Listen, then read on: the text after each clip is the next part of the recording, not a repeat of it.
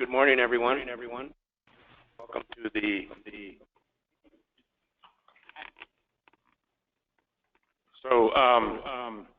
started.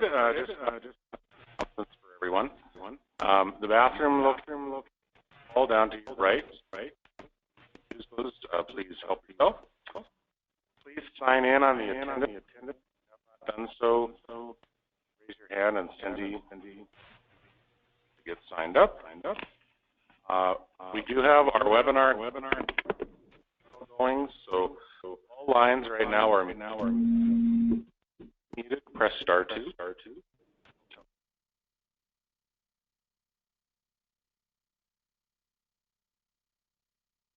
And you can unmute yourself or mute yourself again by pressing star two.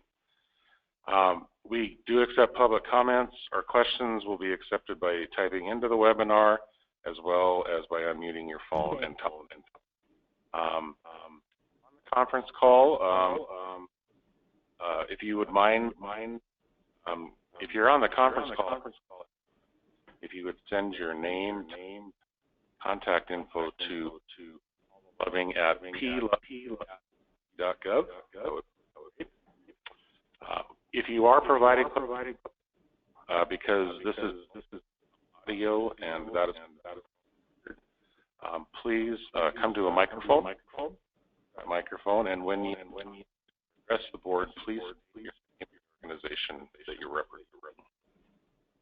And that rule goes, and especially when you're please use your, because we want to get that all. And I think that's it. All right, thank you. We will continue. First, we'll do introductions. I am from Helena, Montana. Amber Sunstead, Billings. Eric Schindler, McKee, Hamilton. I'm Bruce Brensdell, and I'm support. I'm Greg Gould, board. Good morning, everyone. I'm Sheila Rice. Amber. Johnny McCluskey, Billings.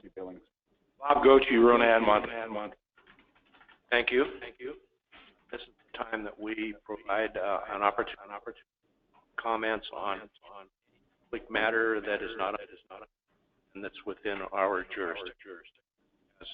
Any public comments we would entertain at this particular point in time.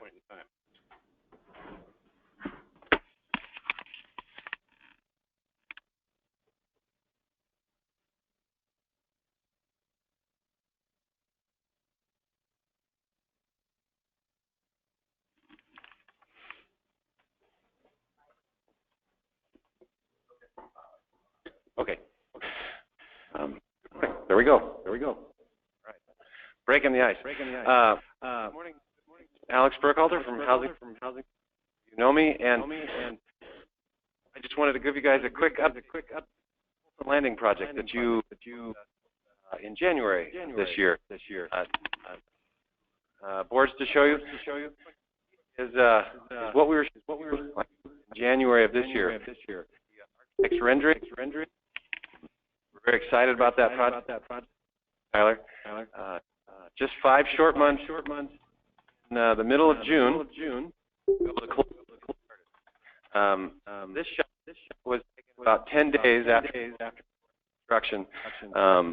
Remember leaving this one. I don't know if you guys can see it. There's a in the middle of the construction site there. And I had some questions because initially I had, why is there a beer truck on my job site? So I zoom in on the picture and somebody very cleverly and covered the B up.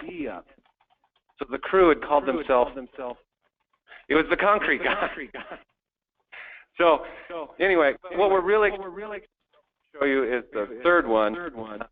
This was taken just week in Polson. We are going to be ready middle of next living at this project this year. And I just very proud of what our team and wanted to get the information back to you guys. These are very valuable as we know that here. And I was very proud of our take them from your ward and helping out folks in Polk. So thank you very much. And if you had any answer about Polk. Questions for Alex? Thank you, Alex. Thank you, guys. Members of the public wish any comments on any subjects not on our agenda and within our jurisdiction? Hearing none, we'll move on to our consideration of our September 11th meeting. Any board discussions or questions? Any comment? Question? The minutes of September 11th. Chair would entertain and a second to approve. I would move sent out. Okay. All those in favor signify by saying aye. Aye. Carries. The minutes of approved. We'll move on to the minutes of June. Correction minutes. So, Mr. Chair, to explain what in I believe Andrea Davis pointed out to us that we your lodge project's moving forward. It was just a technical. That's all it really is. So we're wanting to basically approve this correction at the bottom of the minutes. We have added them that they should have been in the motion. That's all it is. Thank you, Andrea. Any board discussion or on the corrected minutes? Any public comment or question? Chair would entertain and a second. All those in favor signify by saying Aye. Next, Pat, real quick. Yeah, this is Todd. For anybody, if you're not going to be speaking, press star 2. If you're on a speakerphone, we're getting a pretty good here of speak. Please mute to speak. Thank you. Next item of business is the finance program. Ginger?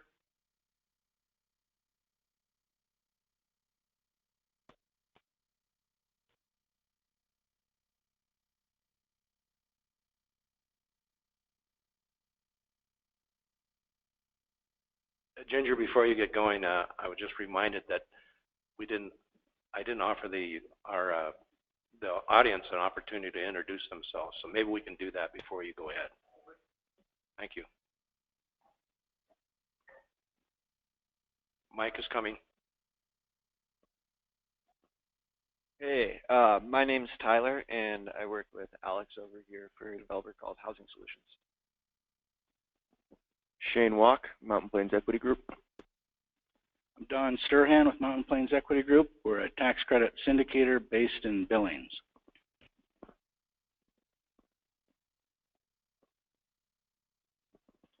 Janet Talley with Thiessen Talley Management. We're here for our project, The Meadows. Ken Talley, we're owners and managers of the Meadows in Lewistown. Mickey Phillips, Meadows Apartments. Cam Mortimer from Thiessen Talley. Beverly Kinkelar, I'm from the Meadows in Lewistown. Carrie Von Linder, Meadows, Lewistown.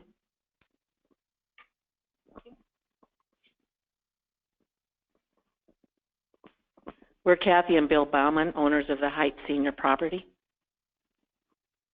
Steve Demick, GMD Development. Adrian Bombellis, Montana Budget and Policy Center. Andrea Davis with Homeward. Heather McMillan with Homeward. Tom Jentz, Planning Director, City of Kalispell.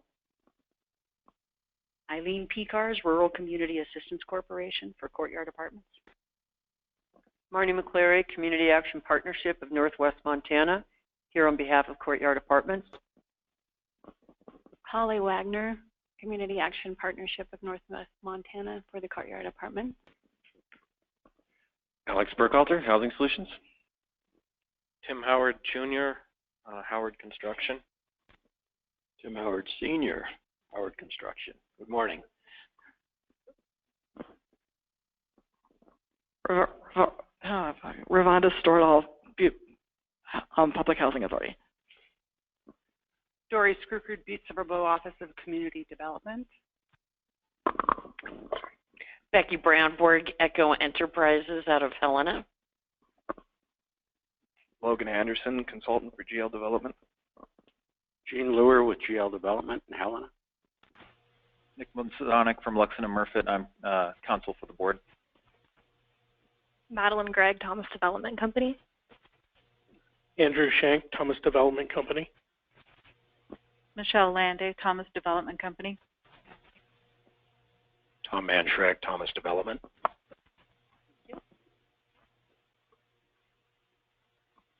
Vicki Bauer, Montana Board of Housing.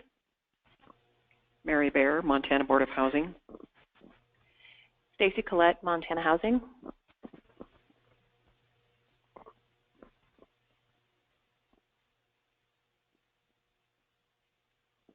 Todd Jackson, Montana Housing.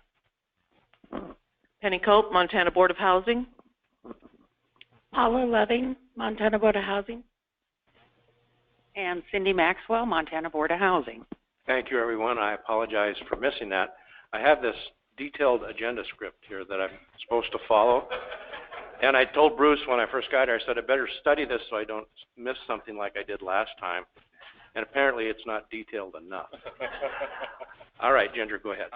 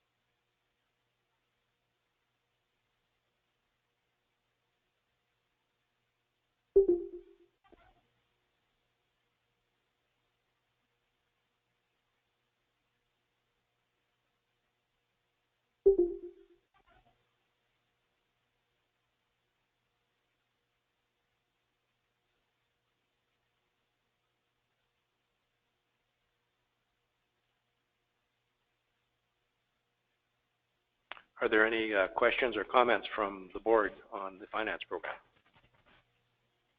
Are there any questions or comments from any member of the public on our finance program?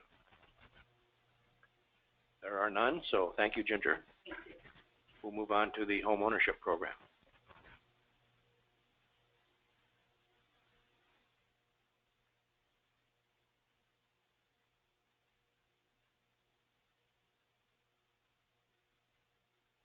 Good morning, Vicki.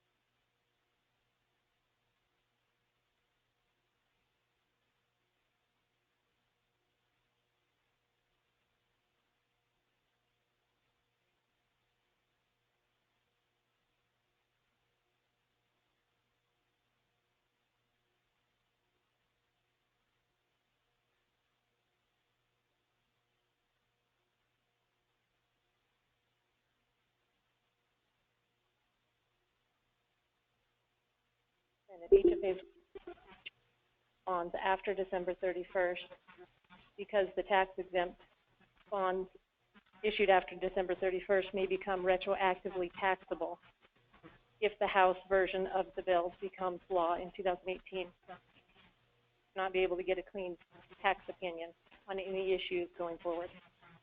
To be proactive and be able to continue doing business into next year, we're working on a plan to preserve at least some of the private activity bond caps for the next couple of years. Our plan is to issue convertible option bonds in December of 2017. These would use current private activity bond authority and preserve the funds to be used over the next 2 to 3 years. The amount of these bonds would be between $150,000 to $200,000. The bonds could either be sold to an investor in a private Excuse me, Vicki. You mean million, right? Sorry. Thank you. The bonds could either be sold to a private investor or to an investor in a private placement deal with a variable rate, or sold to the public in a public deal with a fixed rate. And we are leaning towards the private placement deal with a variable rate. As the board purchases mortgages over the next 2 to 3 years, we would convert portions of these these COBs into long-term obligations that would then be used to fund the mortgages. These conversions would be available for sale to the public like our normal bond sales. The cost of doing these convertible option bonds to the board, the upfront cost of issuance, which includes the legal costs, underwriting, rating agency fees, and possible audit fees. There's the possibility of negative arbitrage. So issue these bonds at 1%, dollars of bonds at 1%, and the proceeds of the bonds were then invested into investments earning almost 1%. Then, because the rate of the investment is slightly below the bond rate, there could potentially be some negative arbitrage. However, we would hope that this would be immaterial. Another cost would be yield drag, or the potential of not earning full spread over the life of these bonds once they are converted. If at the end of the day, the private activity bond authority is preserved, then we would have a couple of options next year with regard to the convertible bonds. We could either go ahead and convert them into long-term bonds, or we could refund them. It all depends on what is best for us economically. With this plan, tax-exempt bonds are subject to public activity cap. These bonds are subject to private activity bond cap, which is subject to the Tax Equity and Fiscal Responsibility Act. This act requires that we notice the public of our intent to issue bonds, and it allows us the ability to TEFRA for the next 3 years with each bond issue. We have published legal notices and for a hearing on December 4th for a TEFRA hearing.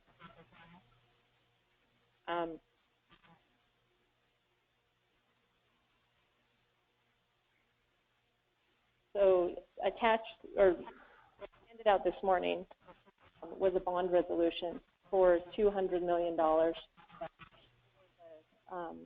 convertible option bonds that we plan to or hope to issue in December. So we're asking you today to approve that resolution. Are there any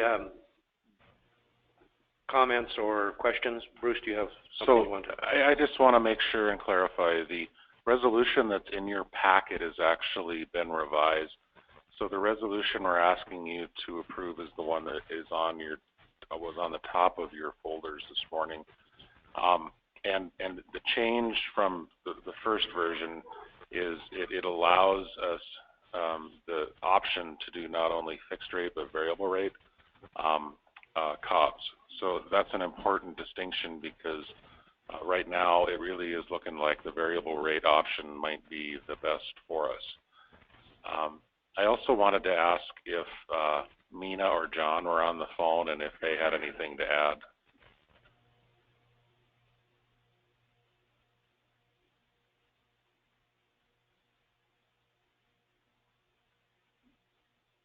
So *2 will take your phone off of mute.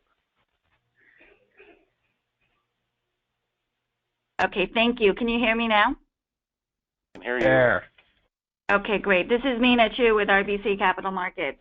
I don't have anything to add. I think that Vicki did a great job with this overview, but I am available for questions. This is not unique to Montana Board of Housing. I think most of the state housing finance agencies across the country are scrambling to basically have an insurance policy to put in place before the end of the year, depending on what happens in the Senate and how we go forward.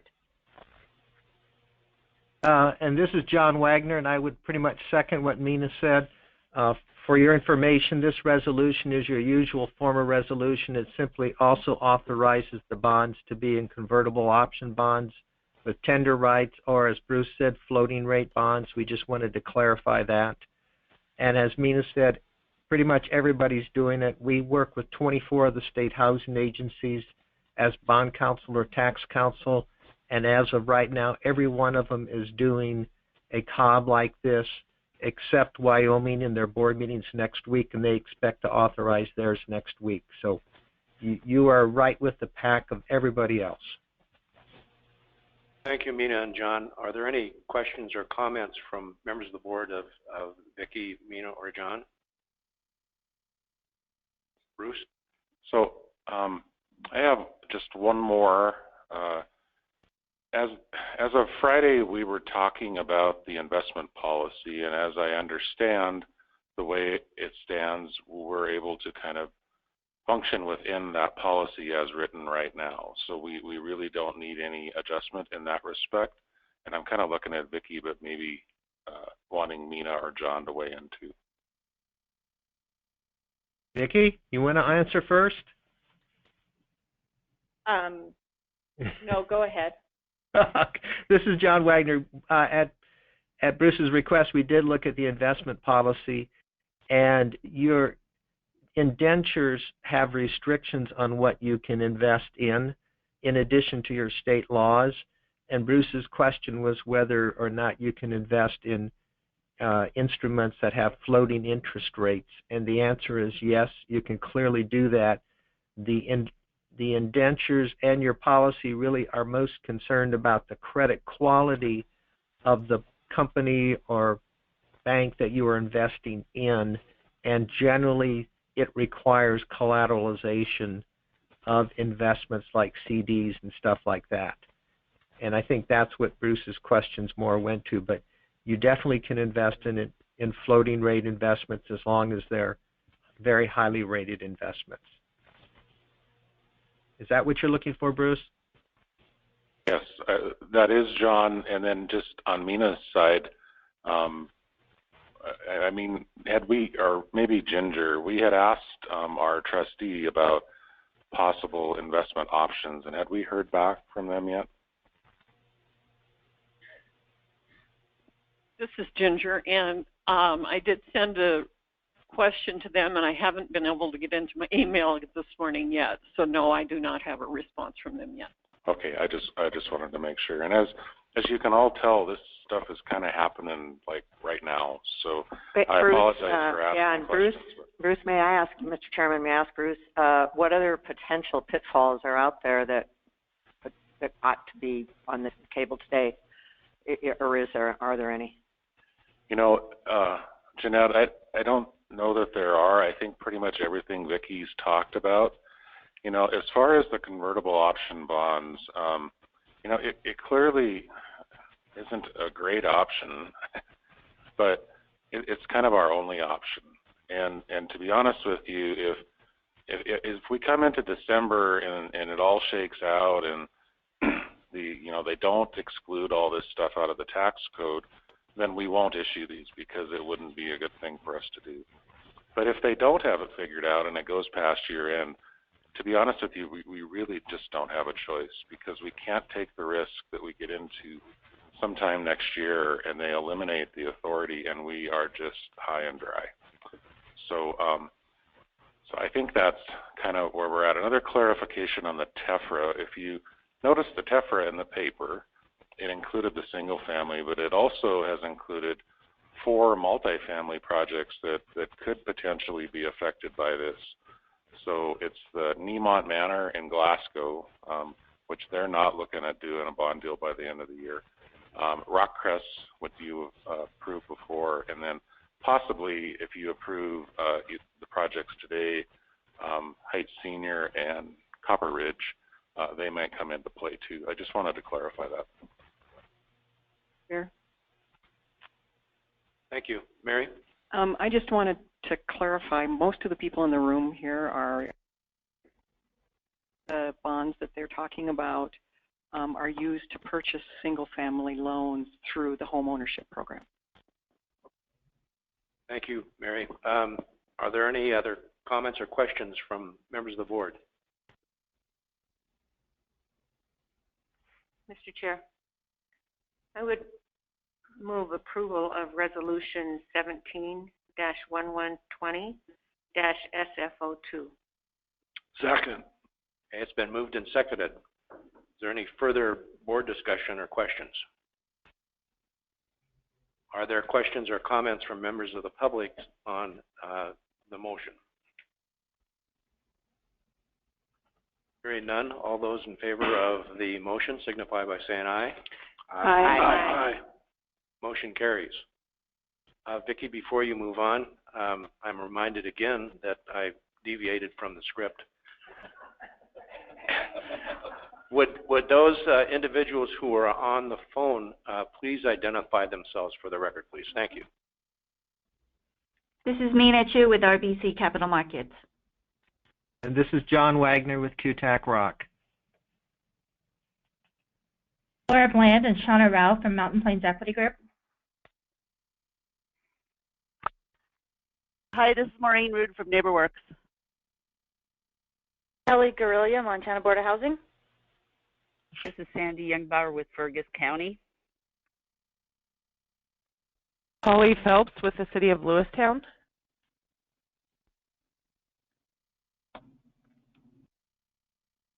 Thank you, everyone. I apologize again. All right, Vicki, we can move on to program update. So the next item in your board packet is the homeownership program dashboard. Again, across the top, you'll see our rates.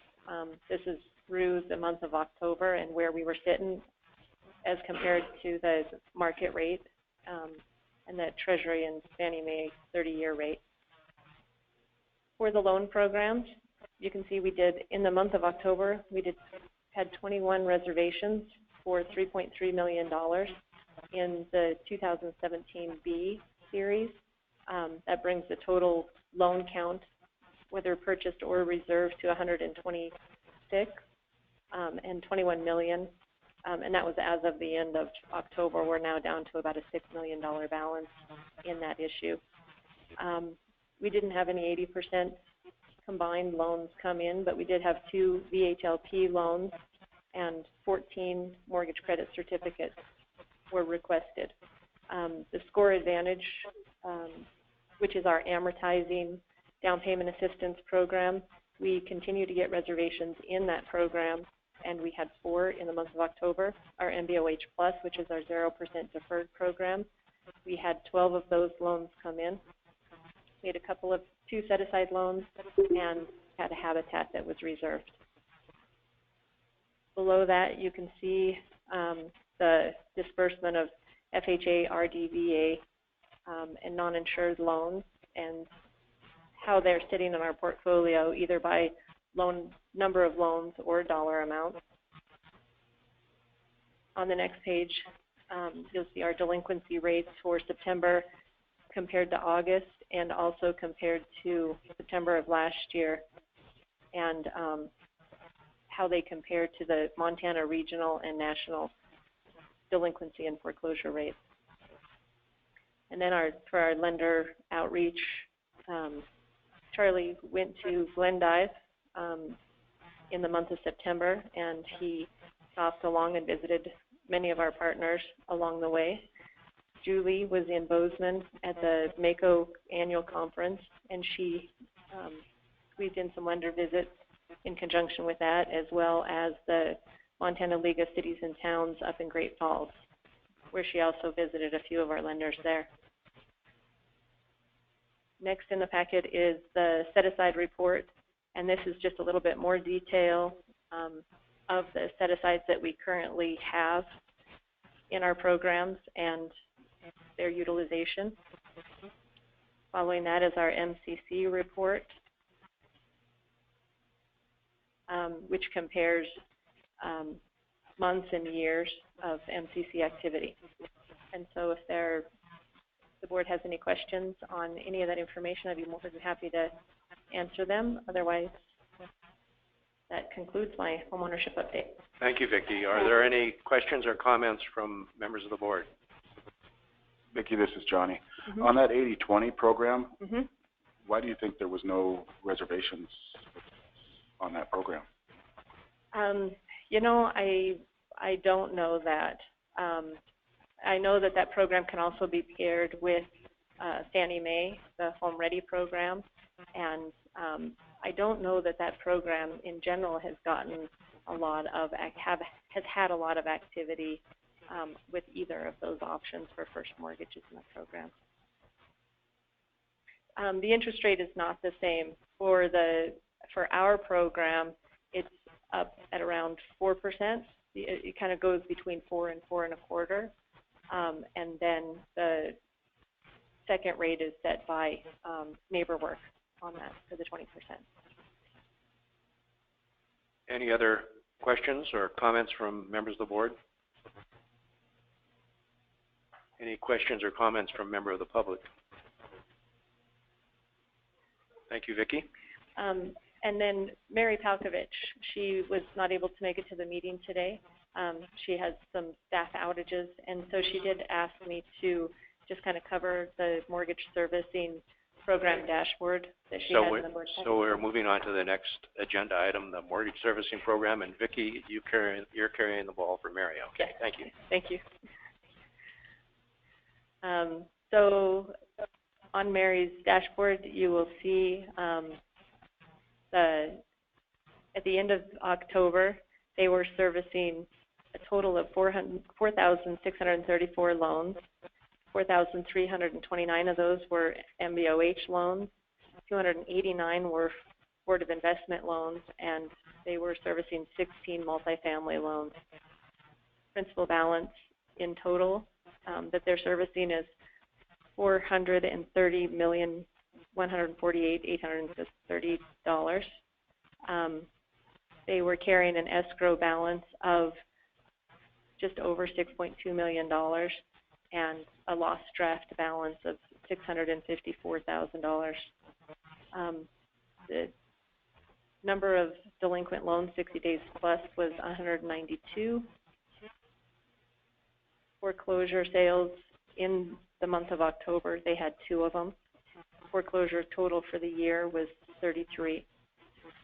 They make monthly delinquent calls for 30, 60, 90, all their delinquents, and the total number of calls that they were making in the month of October was 698.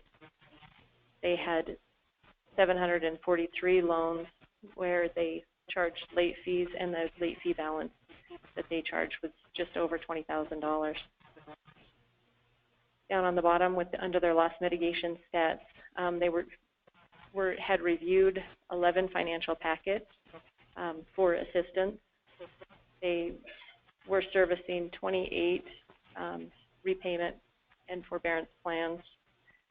They didn't have any short sales or deed in lieu.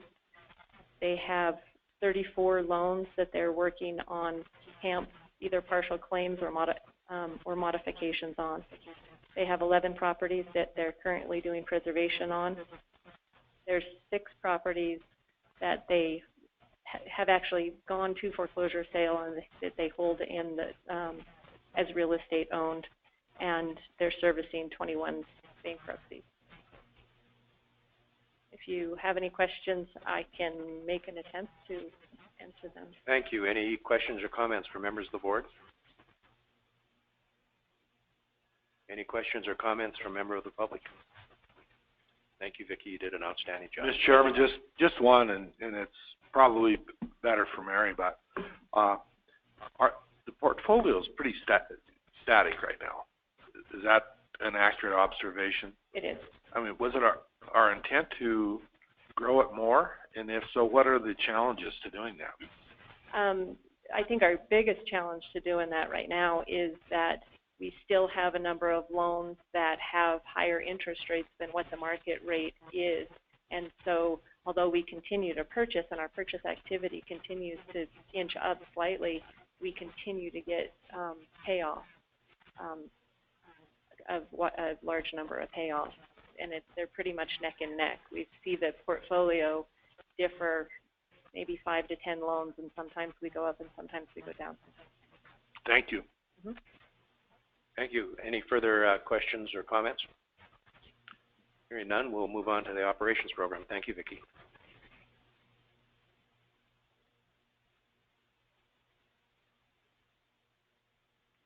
Mr. Chairman, just kind of in your packet, I don't believe all of the dashboards got inserted correctly, but we will be sending links out to those to you this week.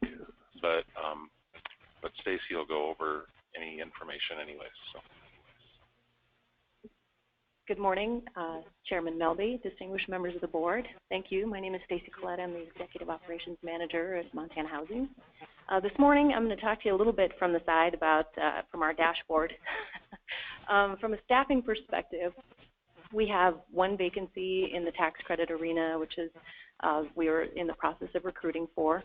In addition, in the staffing component, we've been working on our plan to build some cross-training and bench strength across the entire division.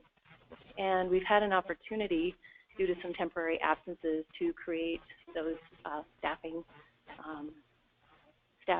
changes, and we are in the process of looking at doing some cross promotions. Fannie Mae, we've been working on Fannie Mae application, and we will submit that application on December 15th, which will work in concert with our homeownership program and our servicing side. As you can tell, we've been very busy with the tax law changes and figuring out the COBs. From a procurement standpoint, we successfully acquired Happy software for our Section 8 program. This program is a little more transparent and a little more up to speed, so people can apply for Section 8 online, see their waitlist status, and we can have a more seamless interaction with our field agents across the state. Our next up will be the project-based Section 8 housing development software. We'll let for that RFP here in the next month. And then after that, you'll see our effort toward emphasis. For marketing and outreach and research, I just wanted to mention briefly that we've had a very successful year in 2017, and I want to thank the people in this room and on the phone who've participated in the grand openings and groundbreakings. This has changed the game for us as far as public information and press. And it's been extraordinary to see the coverage and the increased coverage about affordable housing. Bruce has been on the radio a number of times, and we'll record those and send those to you for Christmas. Our social media efforts have been well received, and we continue to make a significant gain in the social media strategy as far as getting the word out about affordable housing and what our partners in the various communities are doing. If you haven't liked us on Facebook, that's my shameless plug. In the upcoming months, I think you can anticipate to see more data and more reporting on the effect of the work that we all do and that you all do in the affordable housing marketplace. We'll have an annual report ready to go. We'll continue to have and improve the information that we send up to Congress and to the Senate and make sure that you have what you need as far as making decisions and the influence of affordable housing in the Montana marketplace. With that, I'll take any questions. Thank you, Stacy. Any comments or questions from members of the board? Sheila? Mr. Chair, I want to compliment the staff on the great work they've been doing with the publicity and the media around housing and around the grand openings, et cetera. But I want to voice a fear, and that's that we talk about our successes, which are substantial, but today we will finalize a process where I think 12 applications have not been funded and 5 or 6 may be funded. So I just think it's important to keep that in mind, that it's not our failure, it's the failure of the system that provides funding for affordable housing. And I just want to emphasize that in public here and ask you to think about something in your annual report that says these projects in this area were not funded due to lack of funds. Thank you. Mr. Chairman? Yes, Bob? I'd like to piggyback that just a little bit, Sheila. Every single document I pick up is a plea for more attention to affordable housing. Every community, it's bipartisan. And yet, every lawmaking body ignores it. The state, and so we have a chance with the voice in this room to speak up. I mean, people it's not rhetorical. Already, we're funding only a fraction of what the needs are.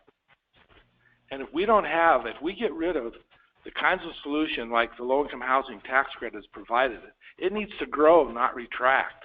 And yet we're facing elimination, or all but elimination. How many of you have actually got your communities that are so dependent on these funds motivated to call your congressman? It's absurd. And it's been getting worse every year. This is starting my 11th year on this board. And I'd like to say we're starting to see some positive movement. I can't say that. So if ever there was a time to get involved, regardless of your political affiliation, these intelligent solutions need to be sustained. And whoever sits up here, it's going to be a tough few years. Thank you, Bob. Any further comments or questions from members of the board? Mr. Chairman, this is for Bruce. We know what the impact is going to be on the housing bonds. What's the impact going to be on the low-income housing tax credits as it currently stands in the legislation passed by Congress? So Eric, what'll happen with that is the competitive 9% credits that you guys will be awarding today are preserved, at least so far. Never know by the end of the day what'll happen. But in the House version, they did eliminate the private activity bonds that fund the 4% credits, where they automatically come. So if that were to happen at the end of the day, we would no longer be able to do 4% projects anywhere in the country. Well, and Bruce, isn't it true that even with keeping the program static, if the tax obligations for many of our investors are much lower, it's going to impact pricing to a degree that it could make some of the programs that barely work now not workable? Bob, I agree with you, because if they lower the corporate tax rate, the credits are not going to be as valuable. And as we move forward, they won't go as far also. You know, I kind of heard I don't know, a statistic out there that says if the 4% goes away, it hasn't necessarily been in Montana this way, but the 4% produces about as many units of housing as the 9% right now. So it's going to cut the tax credit development by half, and then even probably more with the reduction in prices. Thank you. Those are all good comments. Any further comments or questions from the board? Any comments or questions from members of the public? Thank you, Stacy. We can move on to multifamily program.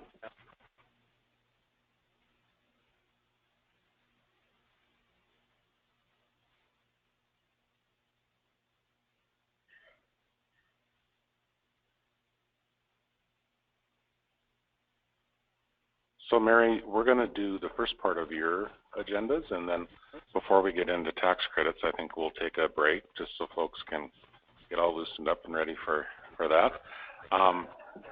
We do have lunch at 11:15. That it'll be available at 11:15.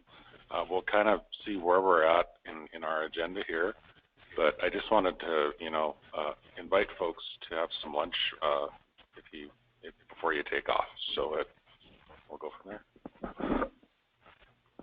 So to get you loosened up, we'll do head and shoulders, knees and toes. Okay.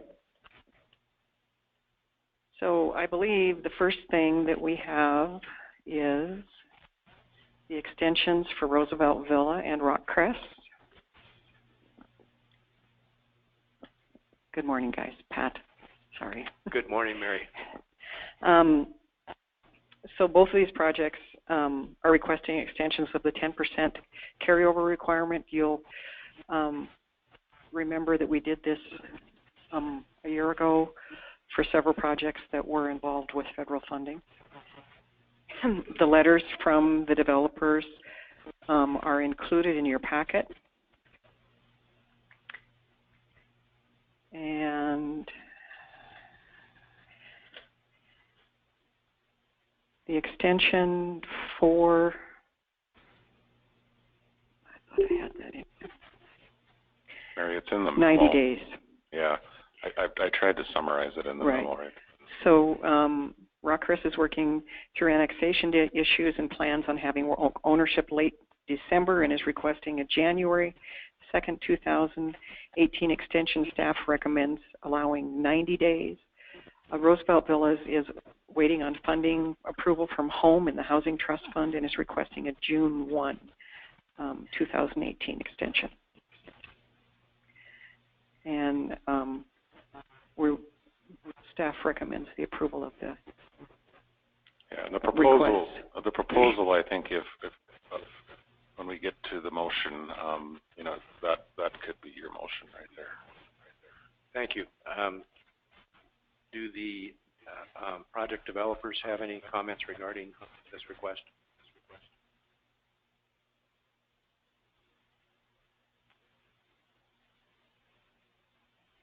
The board, questions or discussion regarding the request? Those developers are here if you have any questions of them. Is there any public comment or questions regarding this request?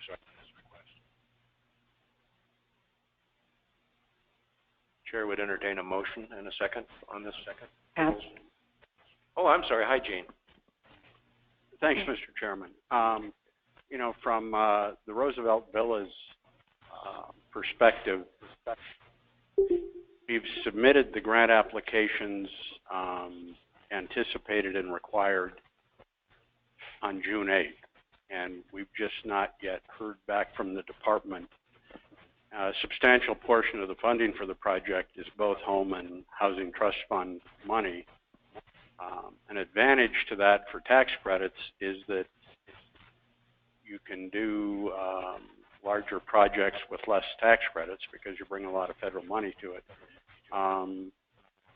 Given the timeline of the department's decision on that, we really can't close the partnership or get rural development approval for the transfer until we know what the funding package will be for sure. So that's our delay. The plans have been drawn. Much of the work is done that's required to go to construction. We're just waiting for a funding decision. Thank you, Gene. Any further comments or questions from members of the public or the developers? Now the chair would entertain a motion on this proposal. Motion. Is there a second? Second. It's been moved and seconded. Is there any further discussion? Mr. Chair, I'll be abstaining from the vote. Thank you, Sheila. All those in favor of the motion signify by saying aye. Aye. Aye. Motion carries.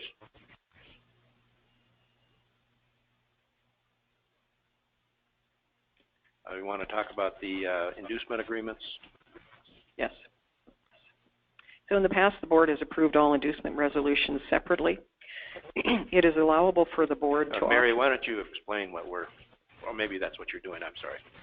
Explain what an inducement resolution is for the board. An inducement resolution allows the developer to start claiming costs, eligible costs, towards the eligible basis of the project. And John is on, I believe, if he wants to explain that any further. Yes, I'm on, and I think actually your explanation. Primer on inducement resolutions. Yeah. You really want a full primer? I don't think.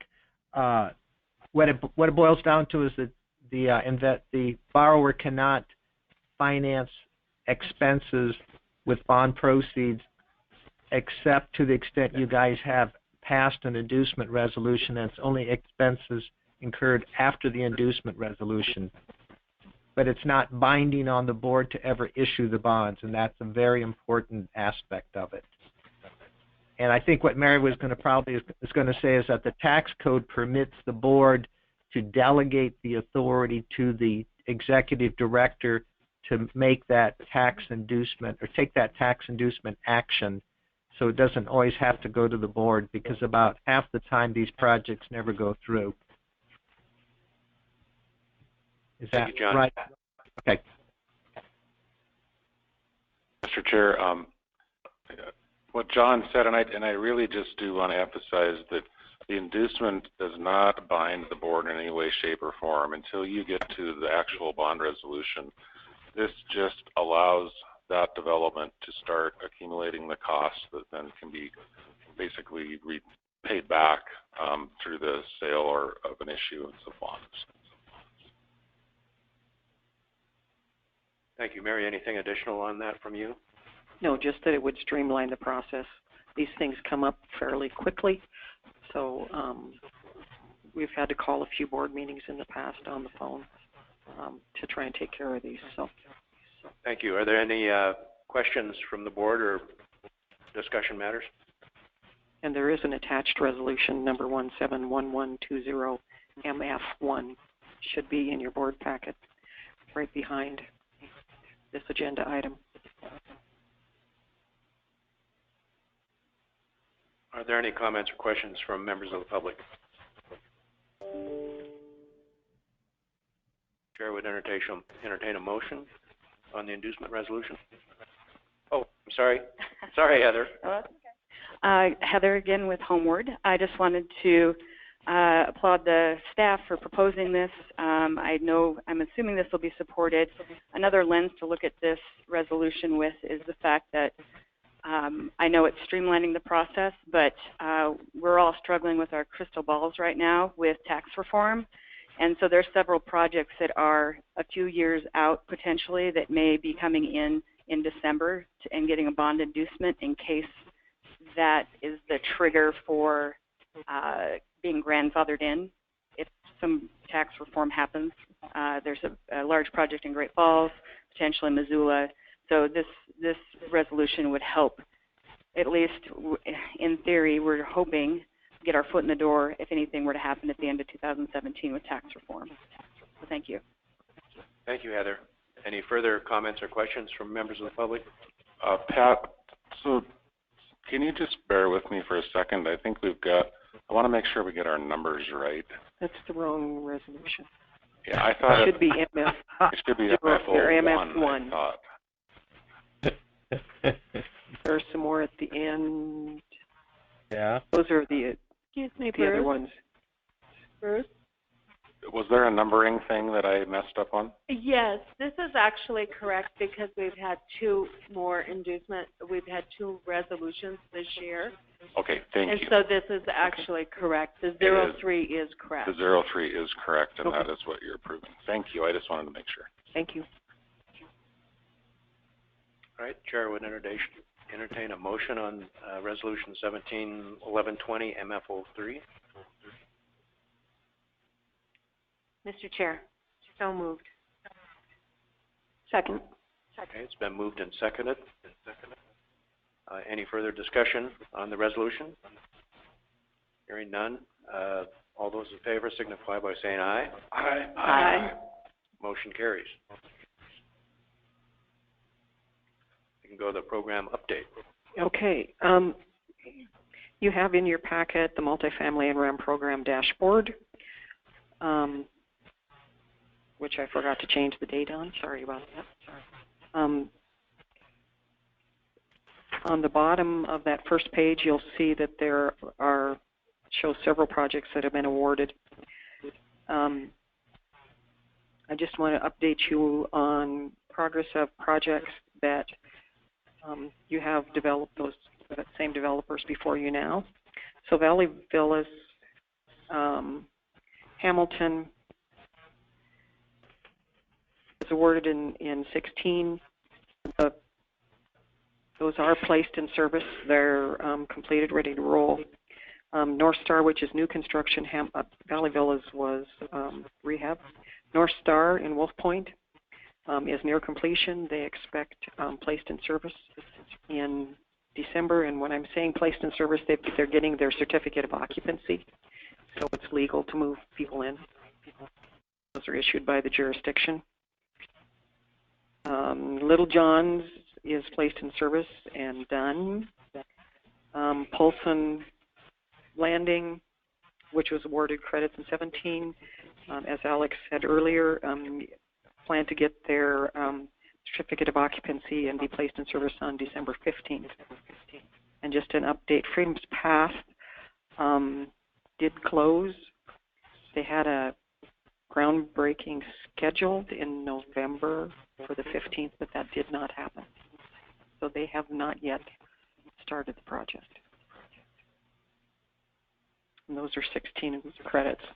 You'll notice under the housing credit compliance, we're doing quite a few more units than we did last year. And Stacy mentioned that we have a position open in the housing credit program. That is an additional, it's a new position for compliance to help cover some of that. They had about 120 projects on their list this year that they had to do, so it spreads them pretty thin.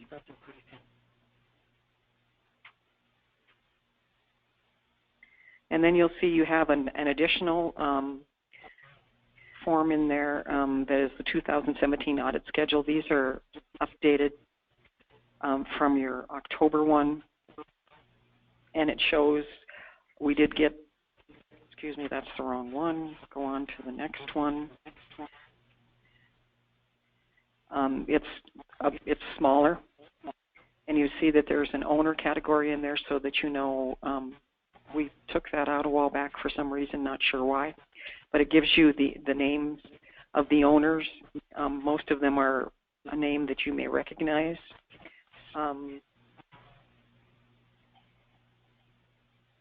The meth unit that I brought up at the LOI meeting, the letter of intent meeting, has been remediated. That unit is back online.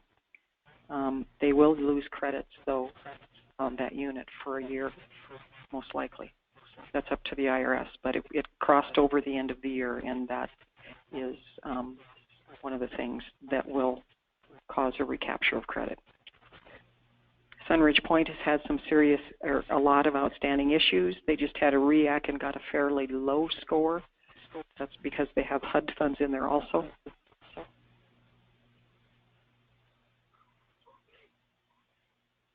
That Place, most of those issues have been resolved or will be resolved by the end of the month.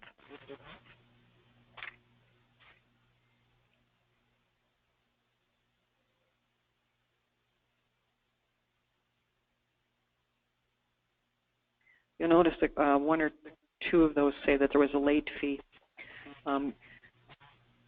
If they don't get the issues corrected by the correction date, they can ask for an extension. If they go beyond that extension, there is a late fee, or if they do not ask for the extension, if the items are not corrected within that correction period, there is a late fee that is applied.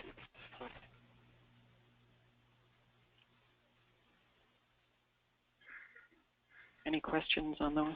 Are there any questions or comments on the program update from the members of the board? Any comments or questions from members of the public?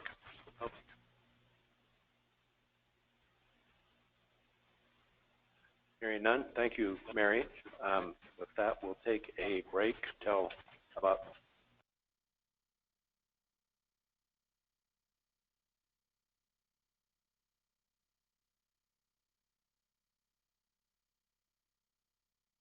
Kelly Manton's an email. Oh,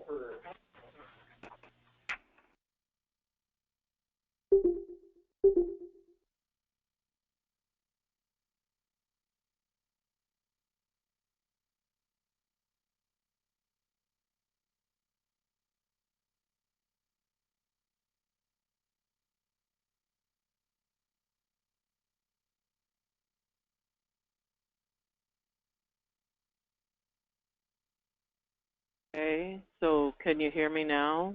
Can you hear me? Yeah, here I am talking, blah, blah, blah.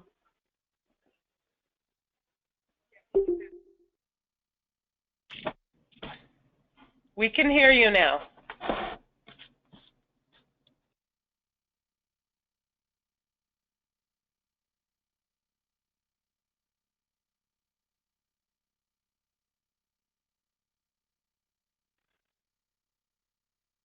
Hello, folks on the phone. This is Todd Jackson again. I know that some people have been saying that some of the messaging is a little garbled. Just remember that if you're not talking, to press *2. And I'm going to mute everybody again at the beginning of this, and just make sure to keep yourself muted. If you're on a speakerphone, make sure that you also put your volume down as well. Thank you. We're going to go to the housing credit application updates and selection. Bruce will give a little rundown on our procedure. So I just want to let folks kind of know how this is going to flow.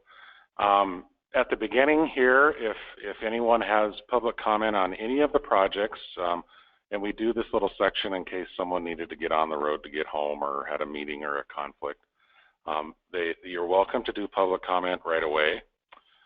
We will then have Mary kind of walk through some of the comparable and demographic and statistical data that we've put in the packet and presented to the board, and point out some highlights of that.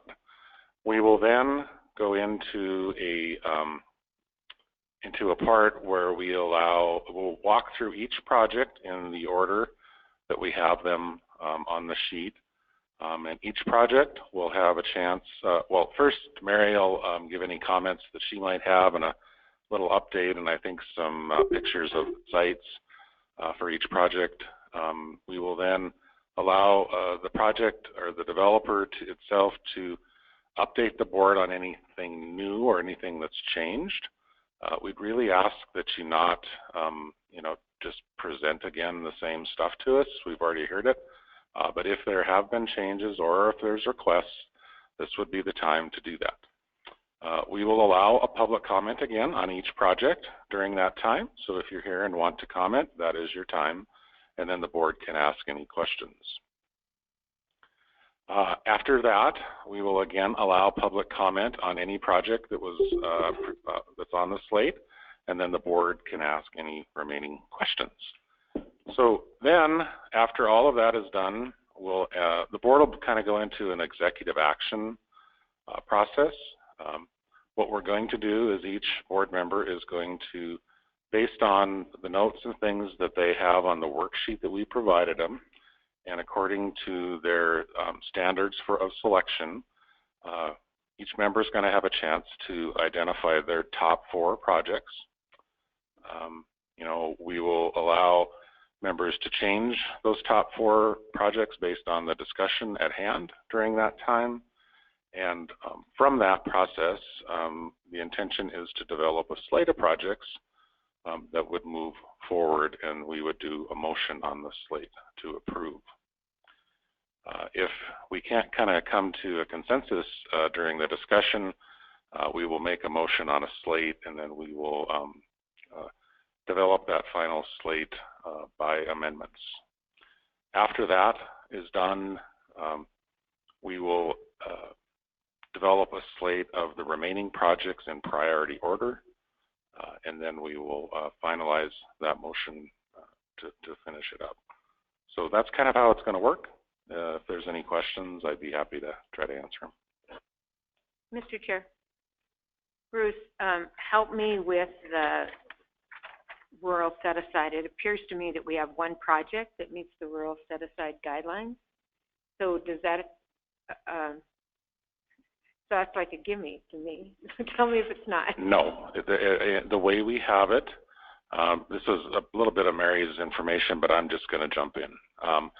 The rural set-aside, the way it is recognized as a set-aside, and the board has the option to award that project if they choose. You also don't have to.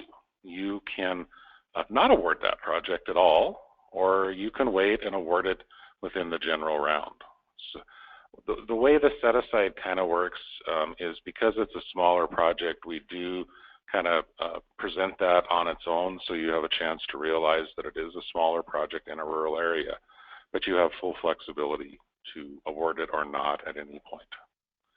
And to clarify, just since I'm talking, the nonprofit set-aside is also a federal requirement that we allocate at least 10% of our credits each year to a qualifying nonprofit.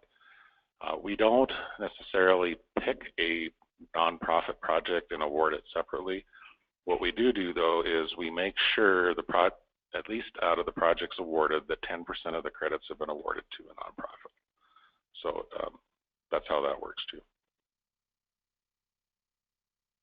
All right, thank you, Bruce. We will at this point allow public comment or questions on any project for those of you who are traveling and may need to get out of town. I would like to offer public comment if I may.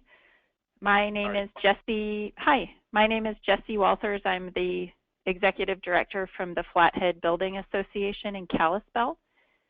And I wanted to offer comments in support of the Community Action Partnership of Northwest Montana's application for a tax credit for their Courtyard apartment project. Thank you. Okay.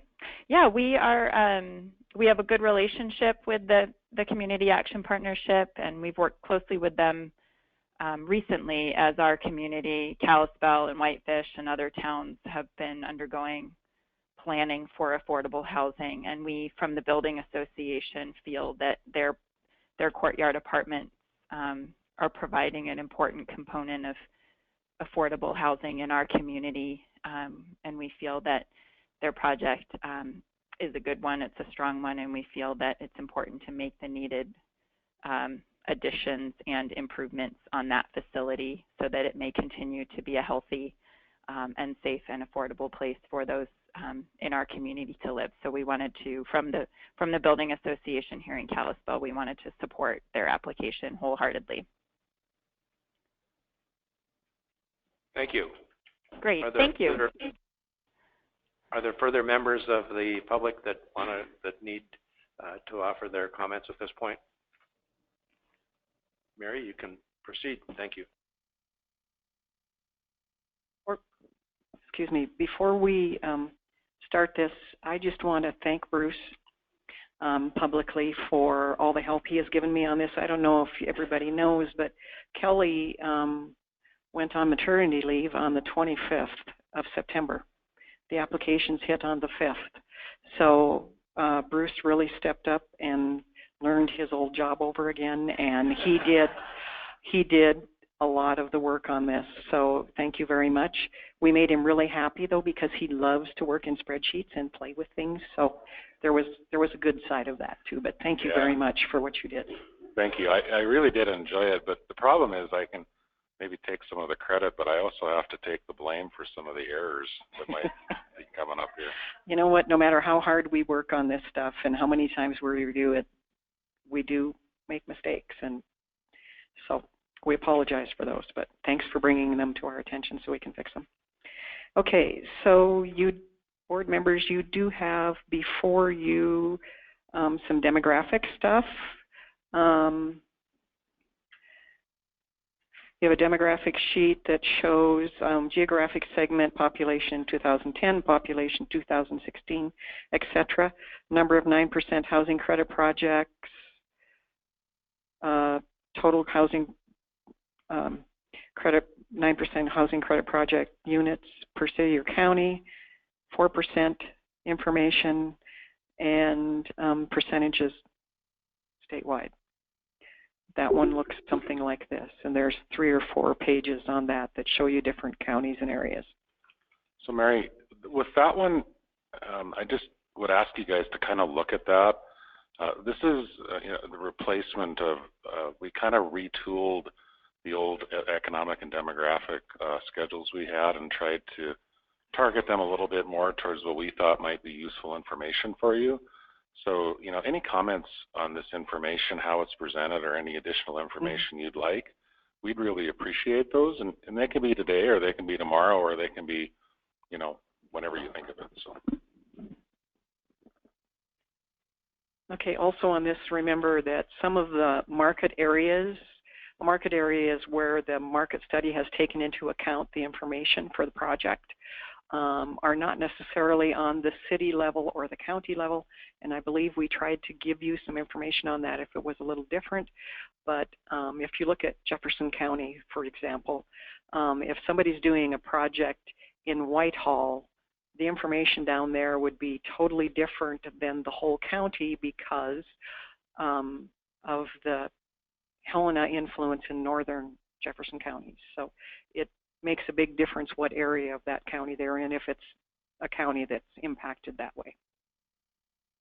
Yeah, Mary, I don't think any of the 8 projects we have had any, the market areas weren't real funky or anything that we'd have to necessarily note that, but we've had that in the past. Right, so. The Fort Peck one was a small area of, wasn't it? Yeah, it went kind of down to the south towards Circle and things, but that really wasn't even that of an anomaly.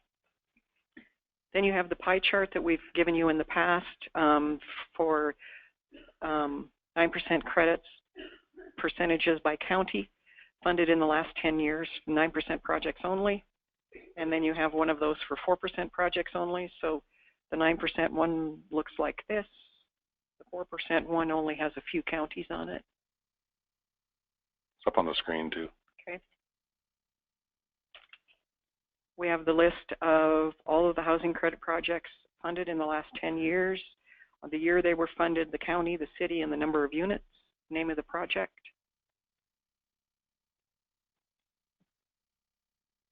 And I think that's all the information we have to confuse you.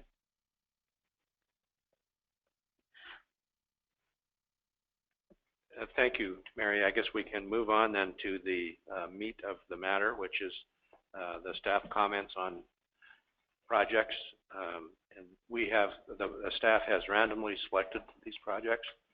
So there's no, the order does not mean anything other than they were randomly selected. Correct. You also have that large spreadsheet, the one that made Bruce real happy. Yeah.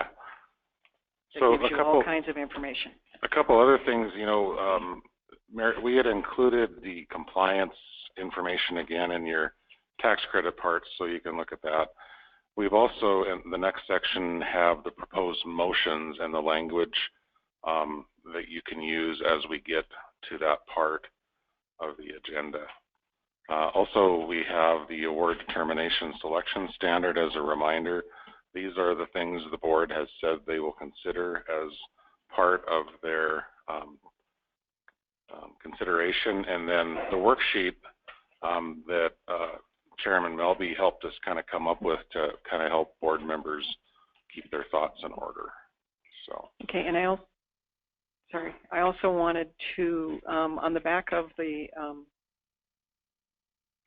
last page of that original agenda item, if you're funding projects and you get down to one that you may not fully fund, if the remaining amount of available credits is insufficient to fully fund an additional project, the board will prioritize the remaining projects for an award from the remaining credits. And the first priority project, are we changing this? Anyway, well, I'll read through this. And the first priority project for such an award will be allowed 30 days to resubmit its application resized. Now, you made a comment to me last night that we... Yeah, we're going to just put them in priority order. Right. So if credits come back that fully funds the project, then they would be allowed to move forward. However, if that did not happen, the credits would go to the November award meeting and be awarded as 2018 credits. And the reason why we're doing that is because this last year we got an allocation from the national pool. Now, it was only about 110,000 in credits, but you know, it was 110,000 in credits. So it was able to go to the Roosevelt project, which wasn't fully funded in the last round, and that'll allow us to apply again. And just for developers, if there is money left, you will be asked next fall if you're willing to take 18 credits, which is going to shave off a lot of time on your project. So just be thinking about that as you're putting applications together.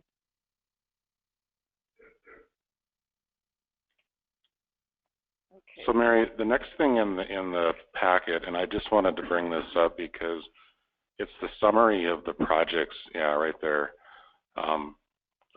that were submitted. Now, in the original packet, and I don't think folks get extra points for correcting my mistakes, but I do want to thank them, Andrea, Alex, Eileen, or I don't know, maybe you get minus points, I'm not sure, but it's very helpful because this schedule originally only had what was requested at a letter of intent. And because of those comments, I was able to fix this ahead of time and be ready for this meeting. And now it also has the actual credits that were requested as part of the full application process. So it has both of them there, so you can see that also.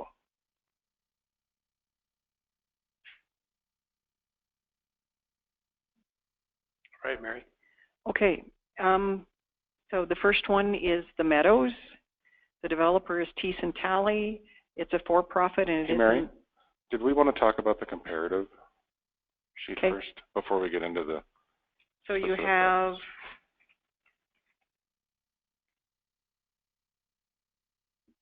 So on one of the big sheets that you have, Mary, do you want mine? Yeah, hers are in different order. Okay. So you have comparative sheets. There's a couple of them. One that Bruce adjusted with some input from Pat, and one that looks like the one that you had last year. Actually, so the one Penny's bringing up right here is the sheet that you had in the original board packet. And this had all of the comparison projects by those attributes, and then we kind of put them together. We kept Meadows at the top because they are a small rural project, and then the rest of them we put their numbers in, and then we sorted them in order of ranking. So so that was done. If you would talk about the new unit demand one, Mary, because there is a kind of an anomaly there. So on the new unit demand, the market analyst that was used for Courtyard comes up with a much larger number than we see on the rest of them. If I remember correctly, they came up with 4,000 units that were needed in Kalispell and divided it in half because this is a rehab. We're not sure how they come up with that many units. The rest of them fall pretty close.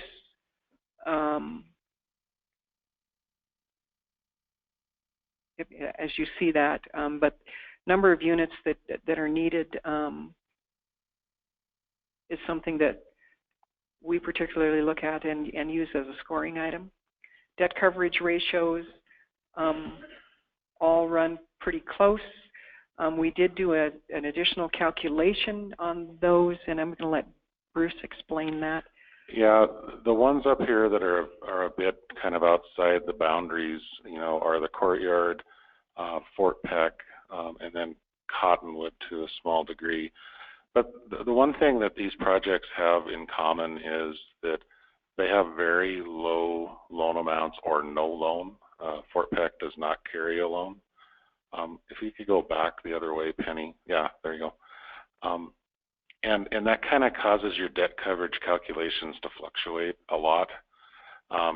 So what I did is I actually went and I looked at all the projects and I just ran a calculation on what was the net profit after all expenses, including debt.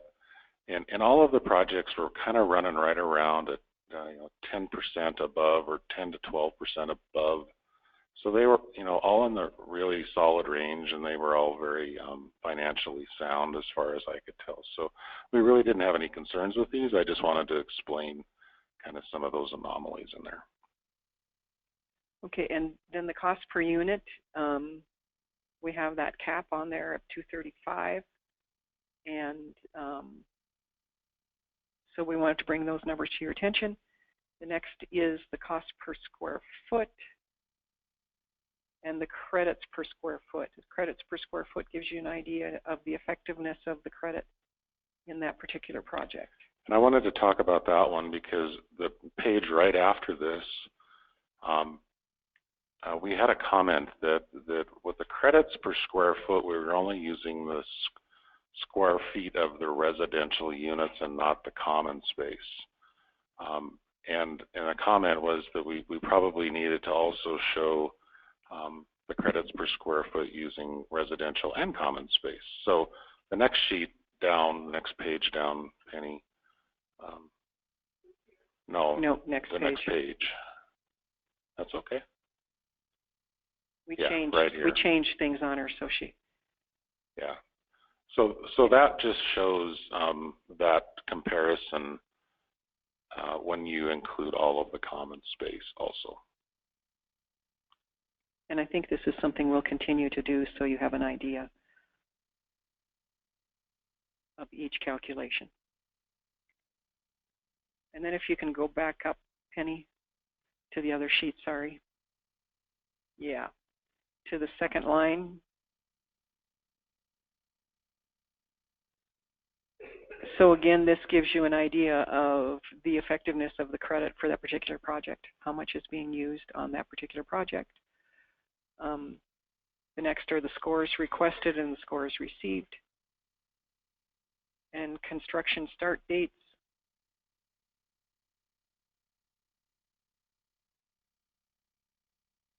And this is pretty much informational, but all of them run pretty close. Copper Ridge runs a little bit lower. And you can see that the need for units around the state is pretty high. So a lot of these attributes, when we pull these out, they're things that you can look at and use to evaluate, efficient and effective use of the credit, the scoring, and all of the different things that you will look at as you decide which projects that you want to fund. The other thing that we handed out this morning that I put together yesterday based on some questions Pat Melby had for me was when we do these comparisons here, we on the 4.9 deals, we've just included the 9% of the deal, and his comment was, well, what if you include both, and then where would those 4.9 projects relate? So I put together and I compared the first cost per unit side shows that ranking just with the 9s. And then the second column or set of cost per units shows with the 4.9 combined.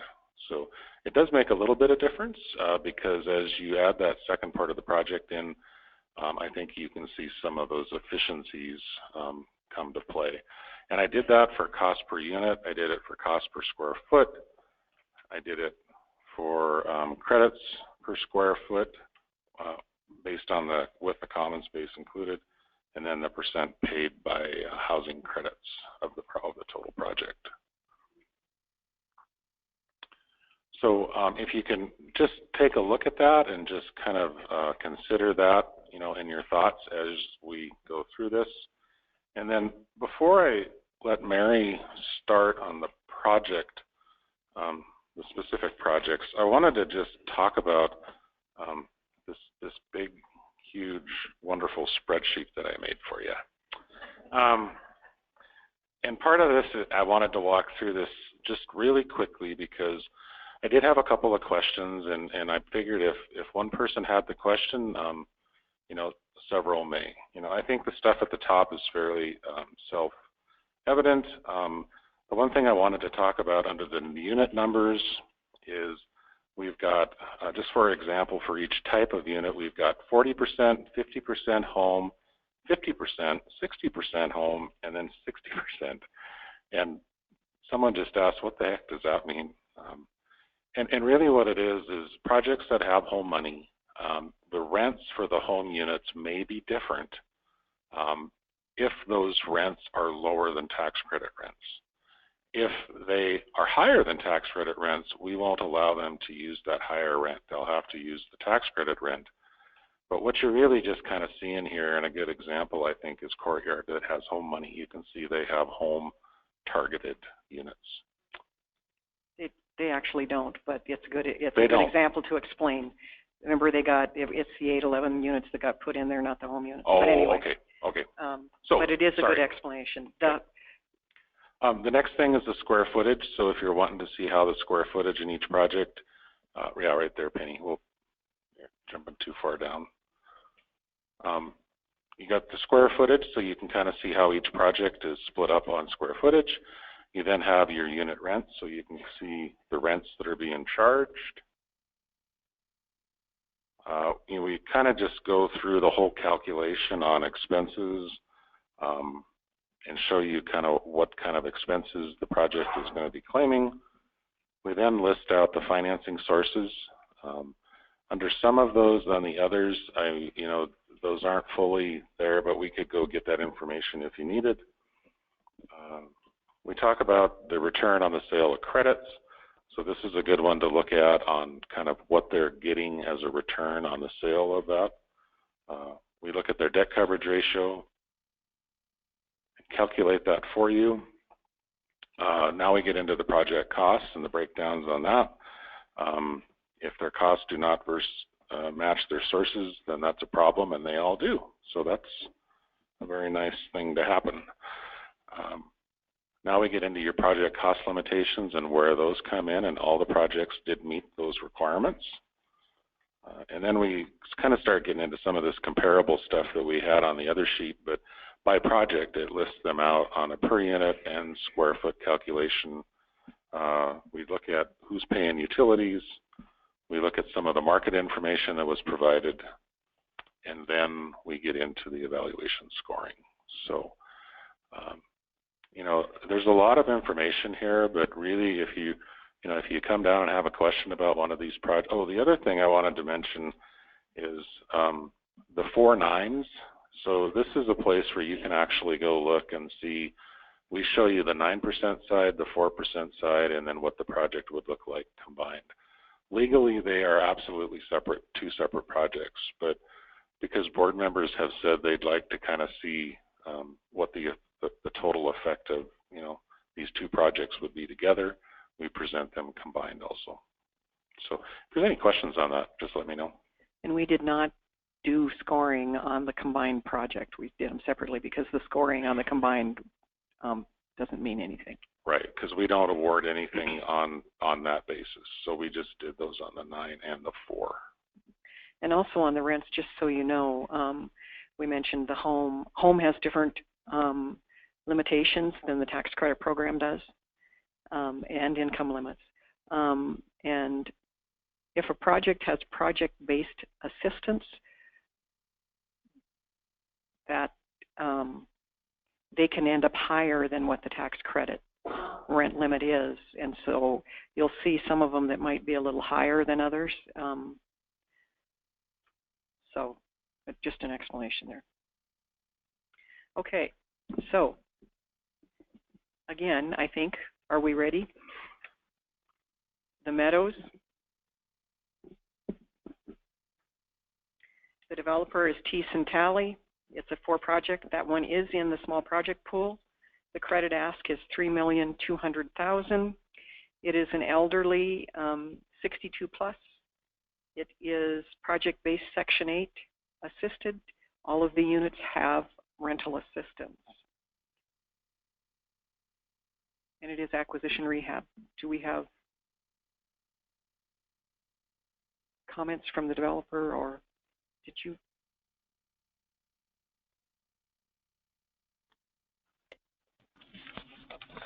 Thanks so much for considering the application. Again, I'm Ken Mortimer from Thiessen Talley, and I just had a couple comments on the scoring and different things. And we're really pleased this year that we were tied for the top score in the scoring, and we were also pleased about the cost per unit, that we had the lowest cost per unit. But I just wanted to comment on two things in the scoring on that spreadsheet. One is the vacancy, which does appear to be high. And I believe, I could be wrong, but I believe that came from our market study, which looked at 3 comparable market rate properties in Lewistown. And all those properties they looked at were very small properties. One was only 3 units. And out of the 3 properties, 2 of them were fully occupied in July when they did the market study. And one property was a 30-unit property that had 4 vacant units. And those 4 vacant units of that one property is how that vacancy number came up, is 8.8%. And I tried to call the property a couple times this week to try to get, I haven't actually managed to talk to them to see if those units, where they're at right now. But I know I've been involved with Meadows for 15 years, since 2002, and we're currently fully occupied, and we've been fully occupied for most of the last 15 years. So I wanted to comment about that. And the other thing is the operating cost per unit, looks a little high compared to some of the other projects. One of the things that Meadows, I think, is different is that we have 100% owner-paid utilities, including all electric heat, and we have water. We pay all the utilities for our residents. If we didn't, under the Section 8, the residents would get a utility allowance to help pay for those. And we did estimate when we were doing our budget for this that all the energy efficiency work that we're planning to do will lower those costs somewhat. But we didn't want to be too aggressive in our budgeting, that we didn't want to come with something that was unrealistic. So we did estimate somewhat lower costs based on energy efficiency, but we didn't want to go too far with that. So I think that might have something to do with our operating costs per unit. So those are just the comments I wanted to make, and thanks again for considering us. Mr. Chair, just in our review of the market study, we concur that it was a bit of an anomaly based on that one project. So. But that was what the number was, so that's what I added to put in the chart. So. Yeah.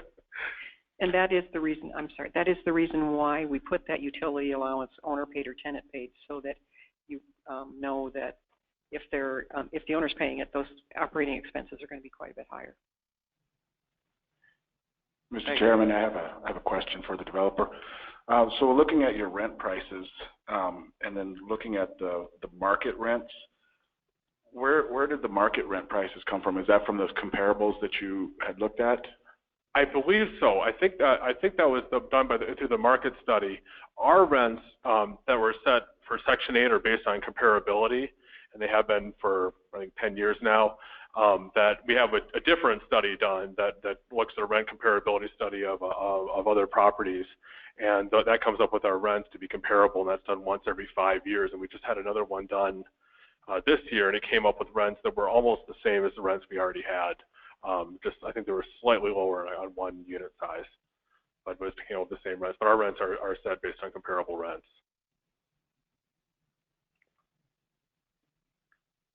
And those are, I was referring to project-based rental assistance, and this is a project-based rental assistance project, and you will see that those are a little bit higher usually. There's more expenses involved in running the project-based system. Is there any other new information you'd like to provide us on this project? I think that's it for me. We have some public comments. I don't know if it's time for that yet, or is it? Mr. Chair, I have a couple questions. Okay. Yes, you. Thank you for presenting this today.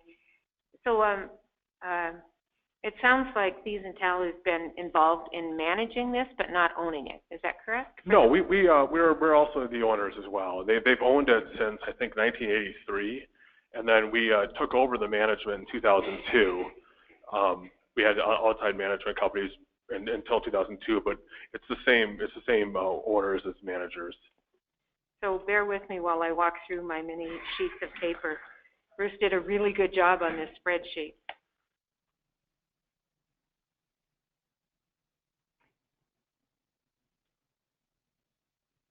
What I'm looking at is the land and building acquisition. So you own it, but you're paying $1 million to buy it. Well, it would be sold to a new entity that has the same partners, and that $1 million, I believe, was based on the appraisal, an appraisal that was done of the property to look at the value of the property, and it's a little bit more than $1 million. I think it was a little bit. That would be slightly less than the appraised value. And we do require a CMA or an appraisal on all projects, either on land or on the acquisition.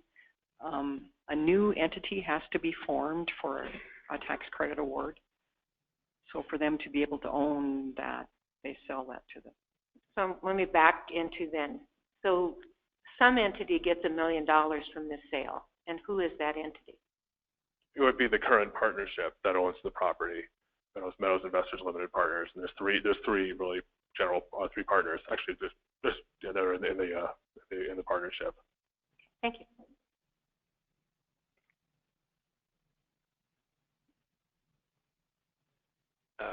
We have an opportunity for a public comment and questions at this point. Sure, would you like to come up? We have a few residents come, and we also have, I believe, at least one or two on the phone as well. Good morning. My name is Carrie Von Linder. I have been here before, and I'm not going to comment so much on the buildings. They've done a very good job of maintaining. It's sort of a Band-Aid maintenance because first this goes wrong and that goes wrong, and as you can see by the pictures, our sidewalks are lovely. They did have them ground down, the worst hazards, so that little old ladies like me wouldn't fall and break her nose. But I would like to live there until the guy upstairs punches my ticket. But the problems that we are currently having need to be addressed. And unfortunately, I'm unable to fix it myself. So we're asking for your help. Thank you.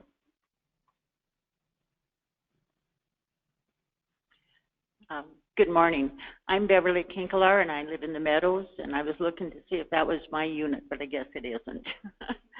I would like to just give a brief history of how I came to be at the Meadows. In his early 60s, my husband was diagnosed with Parkinson's disease. He had the surgery for it.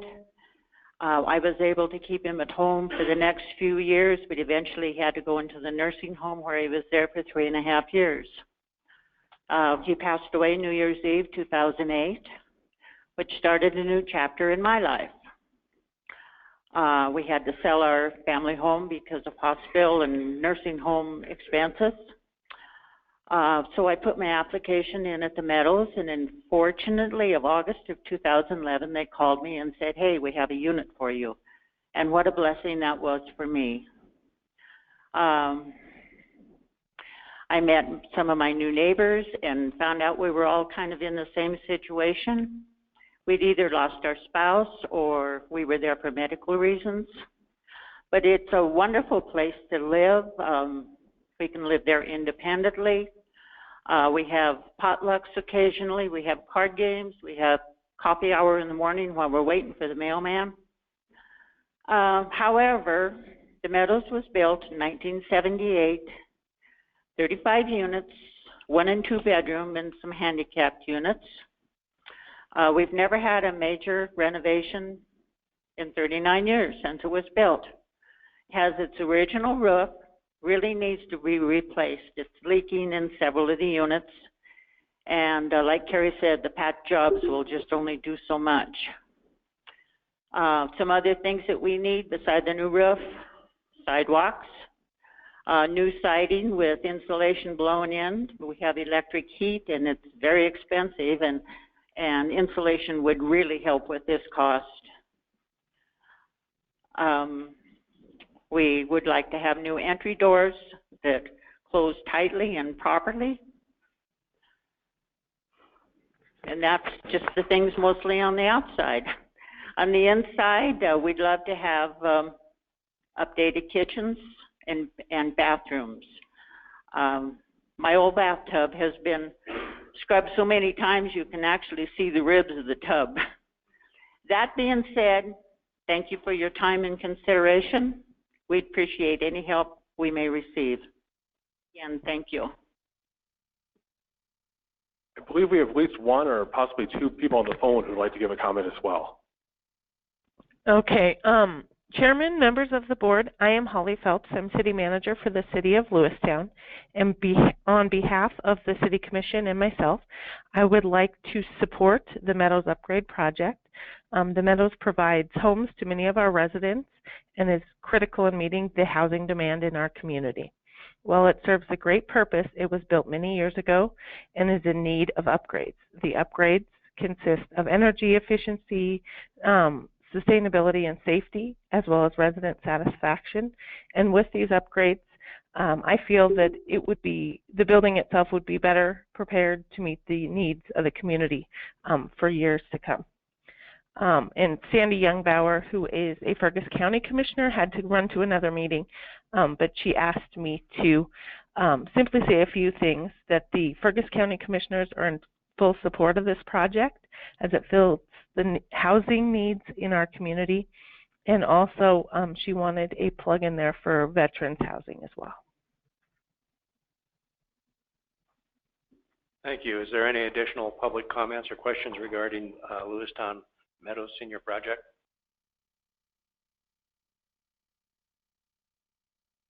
Is there any board discussion or questions regarding this project?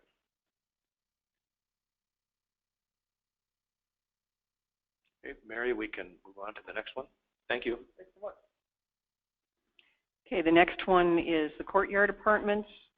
It's acquisition rehab, a nonprofit, the family property, and the credit ask is $4,590,000.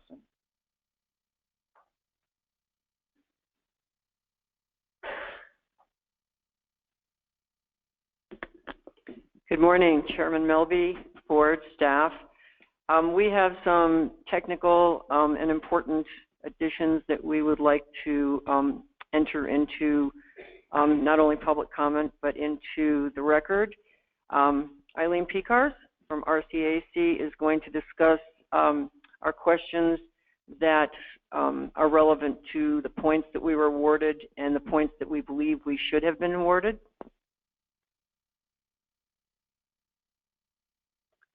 Good morning. I'm Eileen Picars with RCAC, and we provided a letter this morning for all of you. It's just a two-page letter where we're addressing some points. We requested 1,195 points, and we were awarded 30 less than that, and so we went through and identified where those losses were. So we've given you a letter. Basically, we lost 20 points in the housing needs characteristics section on community input.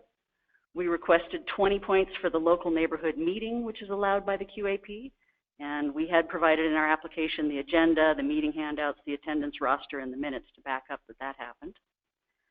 We also requested 20 points for the other appropriate form of community input for the QAP.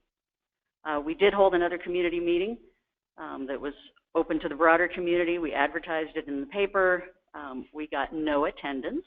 Your QAP actually anticipates that situation and says if you hold a community meeting but there's no attendance, you have to do another form of local community input. We took flyers around to 10 community services agencies.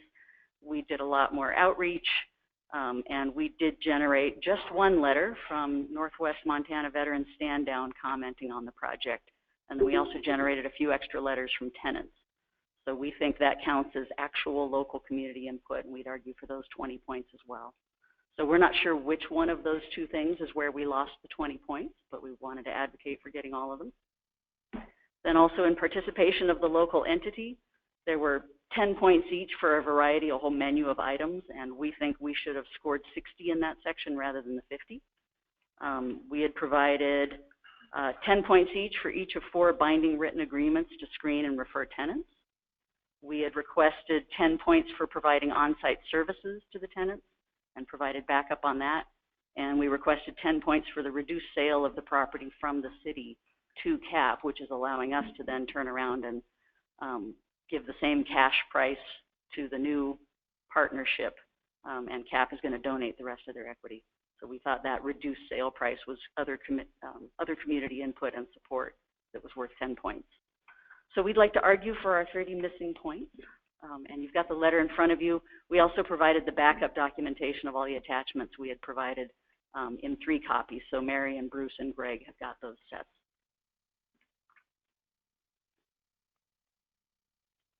So then I've also got one other point, 2 actually. On your comparative charts in the vacancy rate section, ours notes that there's a 2.7% vacancy rate, and that is true what our market study found. That included 8 single-family rental homes that were available on Zillow at that time. Without those, the vacancy rate would have been a lot closer to 0, and you'll see a 0 vacancy rate for Creekside Commons, which is also in Kalispell. So low vacancy across the community. And then Mary had called out the anomaly of the market study and how many units were needed, 2,206 that our market study found. And the methodology for that, if I'm remembering right, and I'm going to cut out after I'm done talking and go call our market analyst and confirm this, and if I'm wrong, I'll stand back up and correct it. But I believe what she did was say, here's the total number of households in the community that qualify below 60% AMI, and there were 4,000 something. And then here's the total number of units in the community that are restricted to people at 60% AMI and less. And the difference there were the 2,206 people who, households that are in units that they may not be able to afford and need affordable units.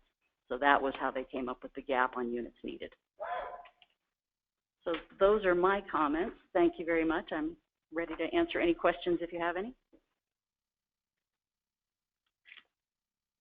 Thank you. Are there any questions from the board for the Courtyard? Mr. Chair. Yes. So I want to pursue the same line of thinking that I pursued with the earlier project. So this project was owned by the city and CAP, and the city basically donated its share to CAP. And when I look at the...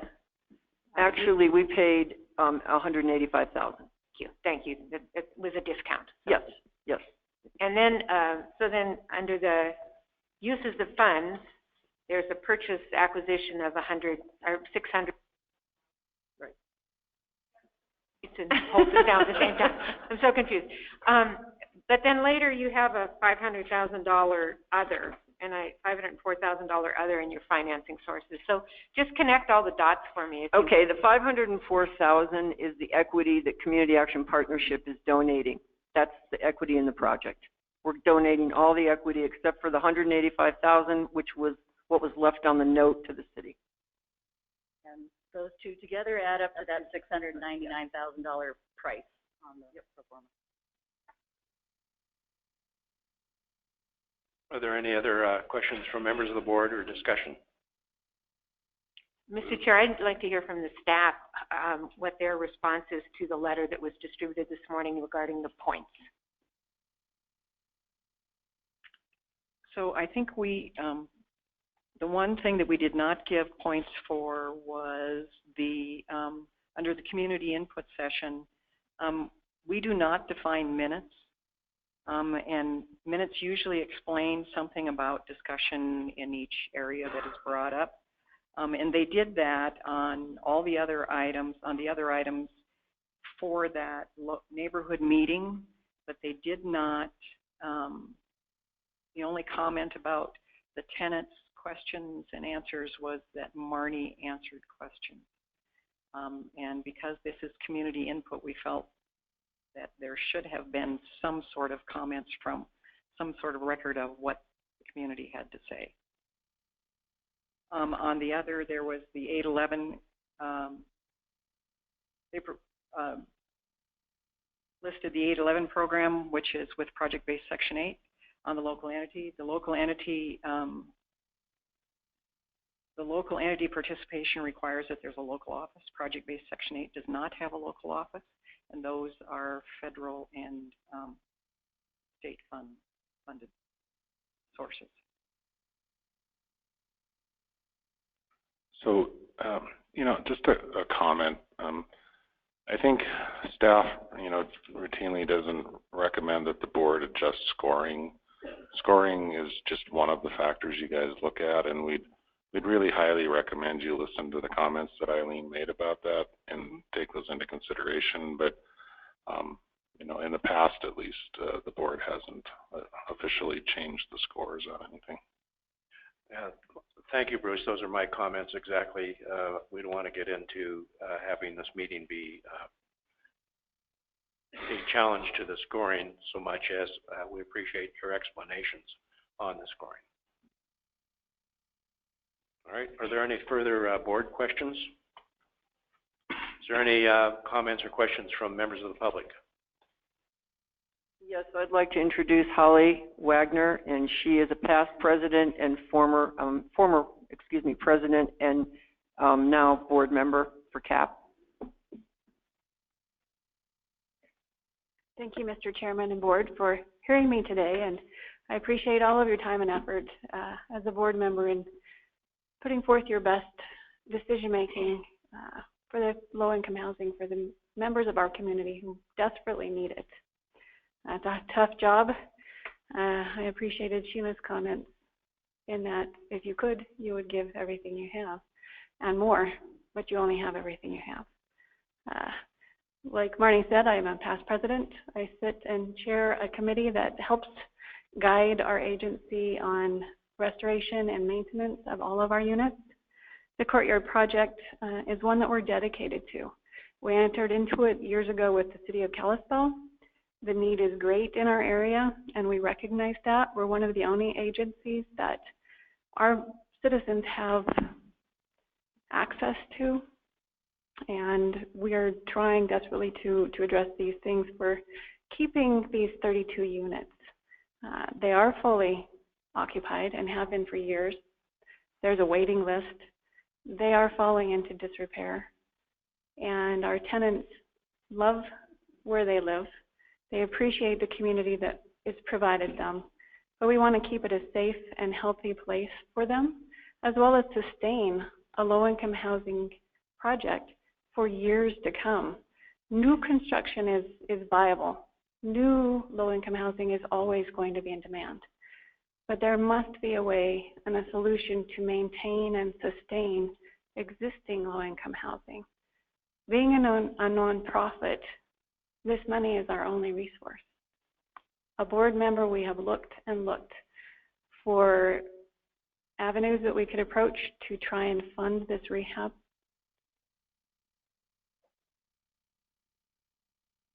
We desperately are trying to find a way to keep these units in the nonprofit sector and to keep our tenants there. We understand that every project that you contemplate is a viable project.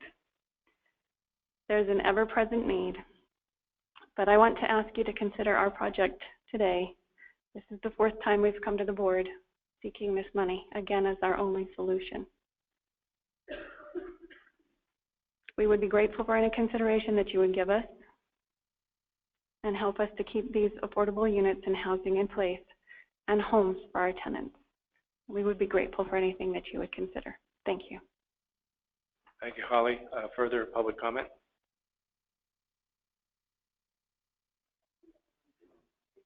We have one on the phone.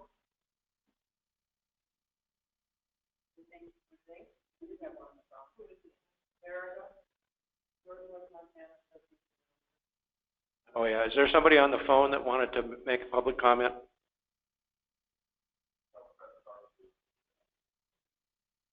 Press *2 to unmute the phone.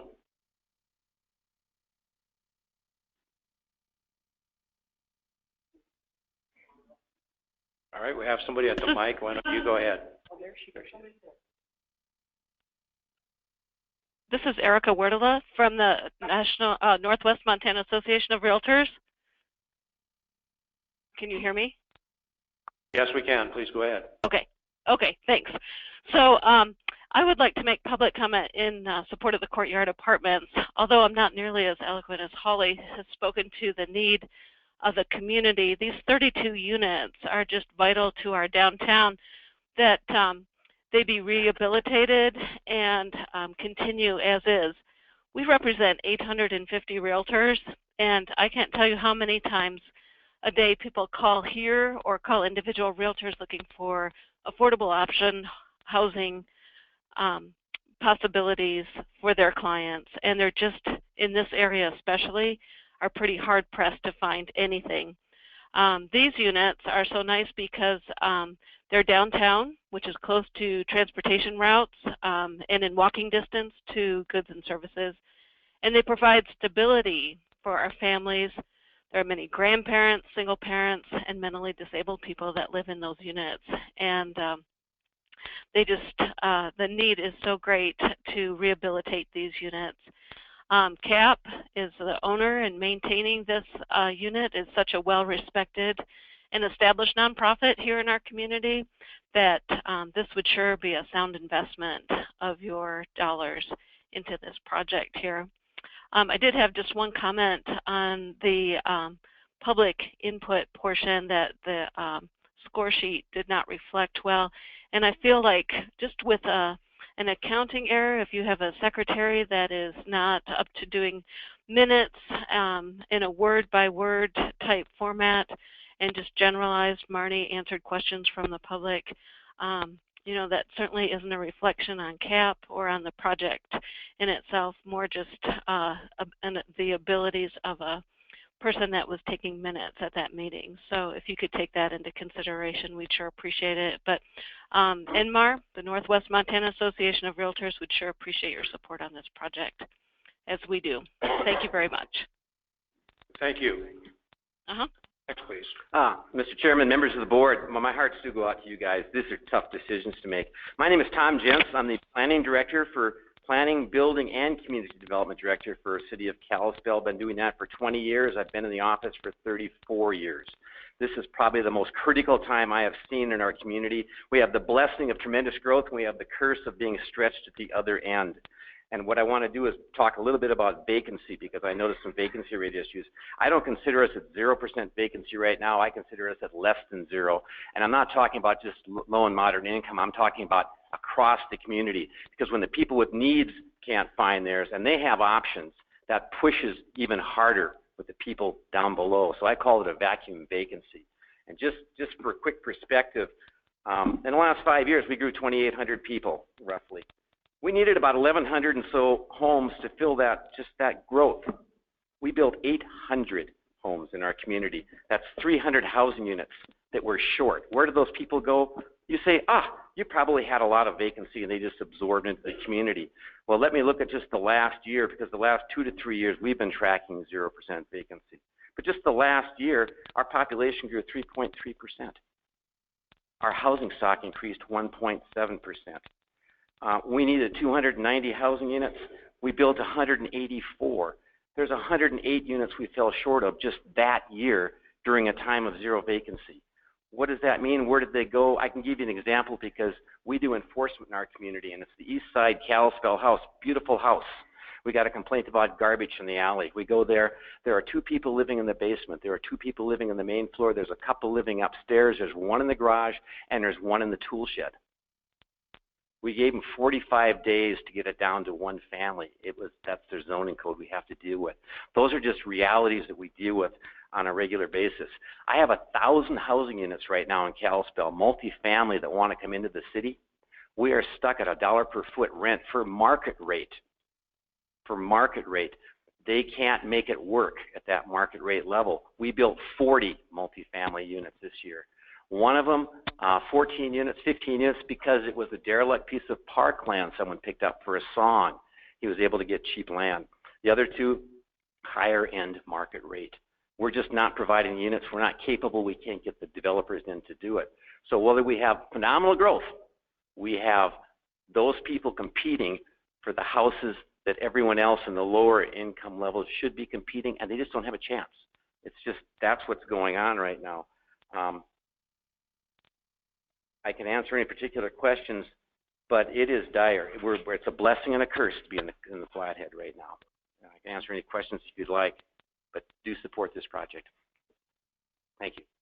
Thank you. Are there further public comments?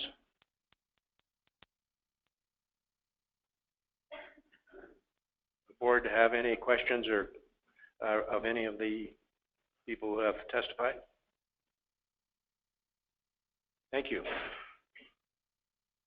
Mary, you can move on. The next project is Heights Senior in Billings. 40 units on the 9% side, 96 on the 4% side with a total of 136 units. It is an elderly project, 55 plus, 1 and 2 bedroom units in Billings. GMD development is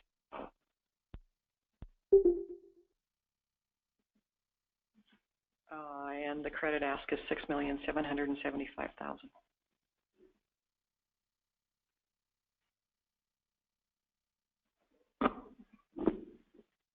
And I forgot to mention that these are pictures. I did go to all the sites. Bruce helped me with some of that too.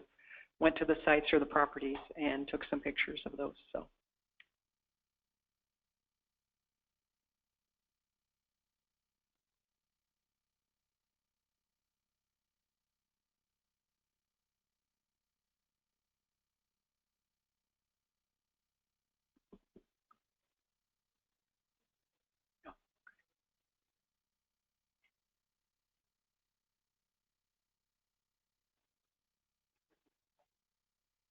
Okay, we're going to hear from the developer with any new additional comments you'd like to have. Yeah. Good morning, Mr. Chairman and Board. Happy to be here again to discuss the Heights Senior Project, which we're very excited about. I think the biggest update, as we've all been discussing this morning, is keeping up with Congress, which has kind of been an hour-by-hour project. I guess the main thing, and we've kind of covered it, but we've spent hours on phone and in personal meetings with Bruce and Kutak Rock, John Wagner, to implement a plan to basically close and escrow these bonds. We've had many discussions with our lender. They're committed to working right through Christmas, whatever it takes, to get that done. We think it's a long shot, but we want to make sure that we've covered basically our downside risks. So we feel like we've got a good plan in place to protect those bonds. If in the remote case we think that it comes down to the bonds being eliminated after 12/31 this year. Beyond that, I guess just want to say we're continuing to work with the architect engineer to develop the plans. Our goal is to be as ready as possible if we're chosen to move forward. The other thing that we've continued to work on is discussions with local social service agencies, and our goal is to provide not just housing to these seniors, but really to kind of envelope them in a number of supportive services by local agencies. I guess just the other thing I would point out and just kind of demonstrate the power of this 9%, 4% hybrid. And Bruce, I appreciate your data. I think I like spreadsheets as much, maybe. Just some numbers that I ran. 23% of the whole project is funded by 9% credits, which I think demonstrates the power of this. The other thing is just over $60 in credits per square foot, looking at the 9% credits only. So just to kind of illustrate the power of this sort of financial structure. And I guess lastly, I want to, the biggest change since our letter of intent has been the addition of Homeward. They're going to be our co-general partner on the project, which we're super excited. I think this would be our 7th or 8th project. 8th? Anyway. So we have worked really well together, and I'll turn it over to Andrea to talk a little bit about Homeward. Thanks. Good morning, Chairman Melby and members of the board. I wanted to elaborate on Steve's point that Homeward has agreed to participate in the Billings Heights project since the time of the letter of intent. So when we submitted our letter of intent in September, we did not, we of course have a project in front of you today, which is the Livingston Memorial Hospital project. And we really wanted to take the time to thoughtfully think through our staffing capacity to ensure that we could do both projects at the same time should they both be funded.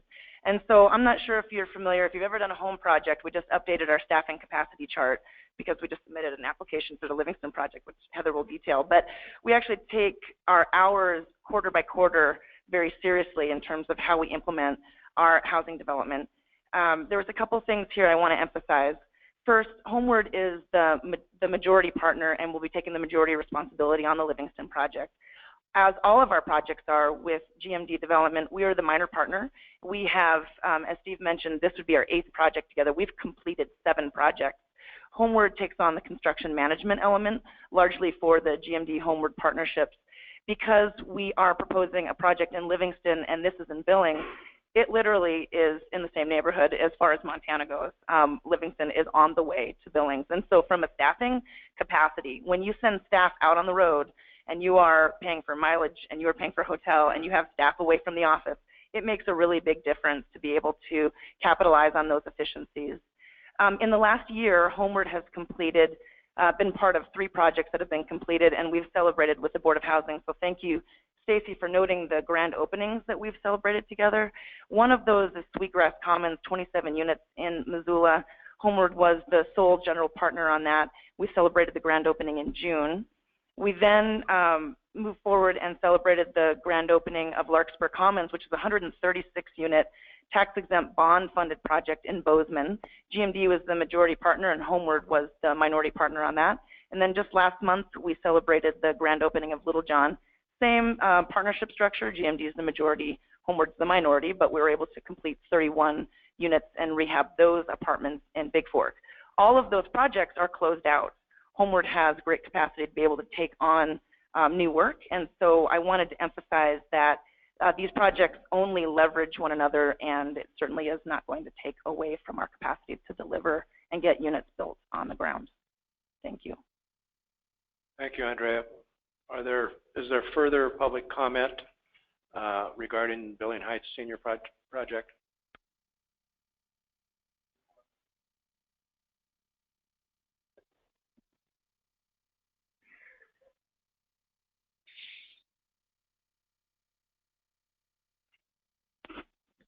My name is Kathy Bauman, and my husband and I own this land.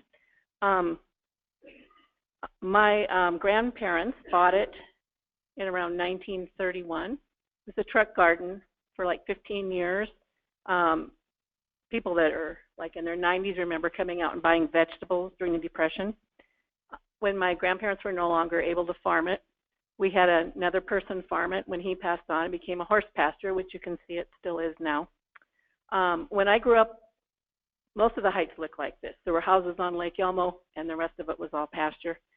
When the heights was incorporated, most of the pastures, or many of them, turned into trailer parks because the elderly people that owned them couldn't afford city taxes, so they were sold. We moved away for 25 years and came back. In that time, I've seen a lot of changes in the heights. We have medical clinics now. We have some shopping. We have bus service. And I've also seen the downside. I retired from teaching for the 20 years in Billings. There isn't affordable housing for anybody. It's very difficult to find, and especially seniors, because they have a fixed income. They can't go out and get a job or find a partner that can help them make the rent. So it's a great need in Billings. Billings is one of the fastest growing communities. We have lots and lots of seniors, I think, because of the medical corridor there. People that have health problems tend to move to Billings and then have trouble finding housing. Now I work at the prison part-time, and I see a lot of grandparents taking grandkids that live in some of those trailers that were put in the 70s, and they're full of black mold. So not that this facility would help those kids, but it would help those grandparents as they're looking for a safer place to live. As I said, we are located very close to churches, shopping, hospitals, within half a mile of 2 of the major clinics. So we're really excited about this project. My dad always held out that he wanted the Heights High School to be built on the land. So when people would want to buy it, nope, we didn't have that for the high school. Well, because of the roads that the school board looked at it, but it wouldn't work because of the transportation issue.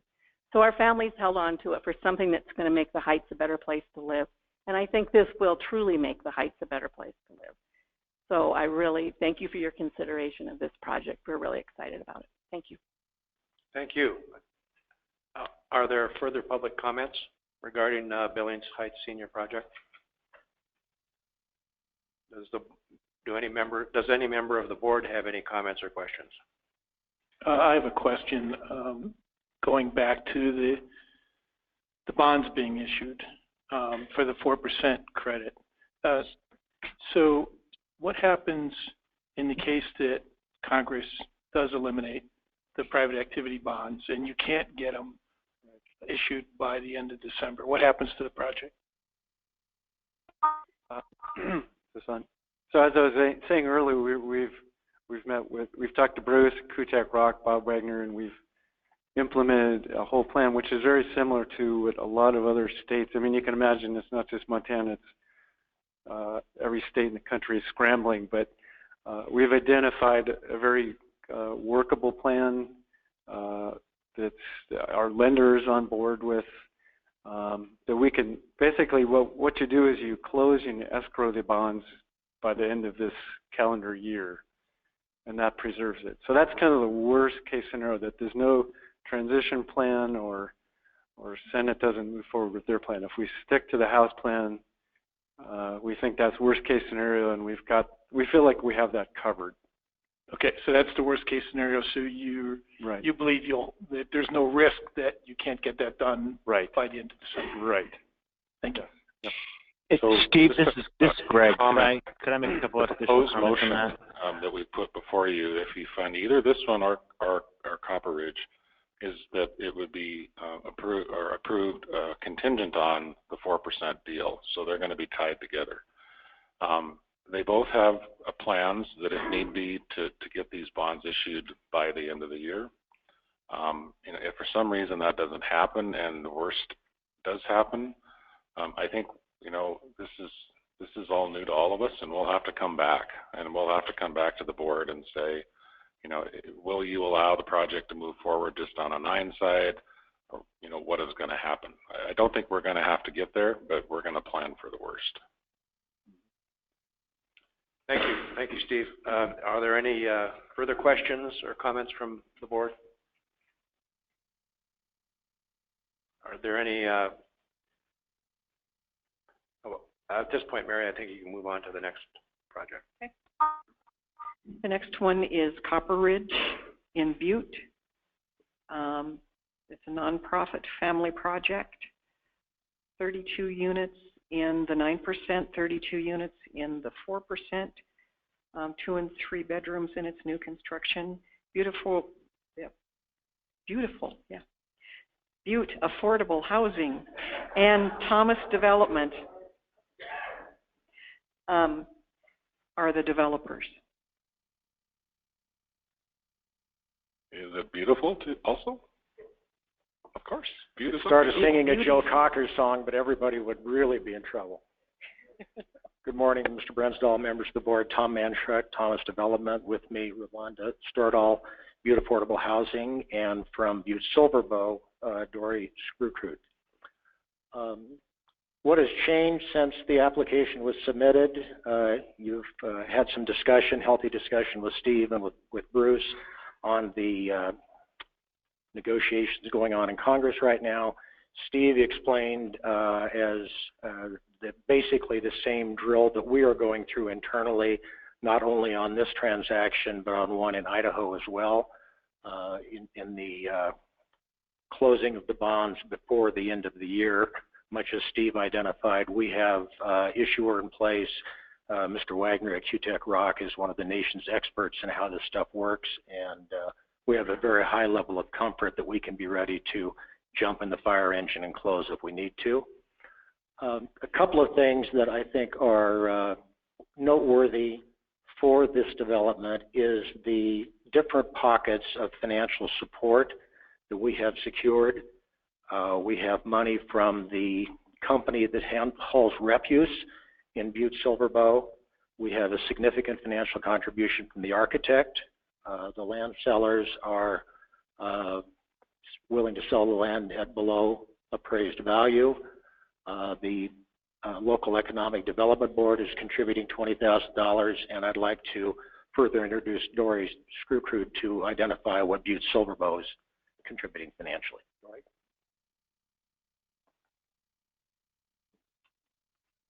Good morning, Mr. Chairman, members of the board. In presenting public comment, I'm Dory Screwcrude. I'm the Community Development Coordinator for the Office of Community Development in Butte Silverbow County.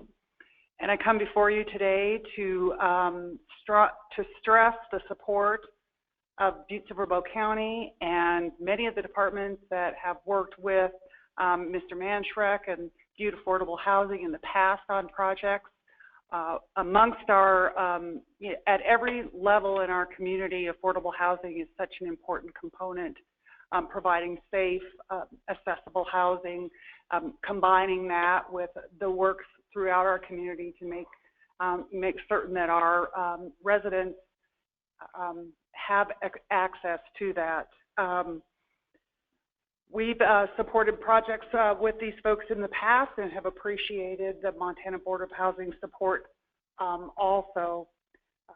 If CDBG funds are being sought to help finance this project, you have the full support of Butte Silverbow, its staff, which has a long history of successfully implementing those grants, and we will provide full support and assistance. So we really strongly support the Board of Housing's consideration and award of requests of housing credits for the Copper Ridge project, and really appreciate the work of the staff and the detail and level of evaluation for these projects. And again, just can't stress enough that affordable housing in my community is first and foremost in every plan and planning document, and we really look forward to seeing this project developed. Thank you.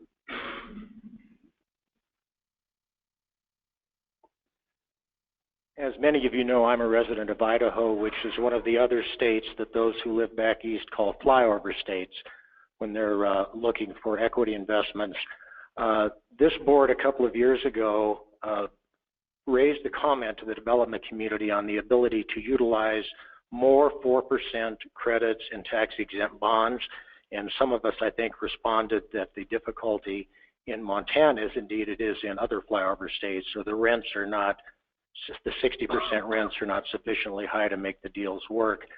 Much as Steve would say if asked, we do work in a couple of other states, and I can stand before you this morning and say Montana is at the head of the pack on understanding and digging into at a staff level and board level how these 4% and 9% deals work together, and you essentially double your money because the 4% transactions are not allocating this precious finite 9% resource.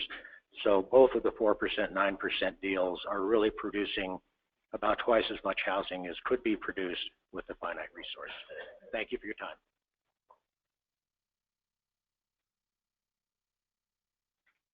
Thank you.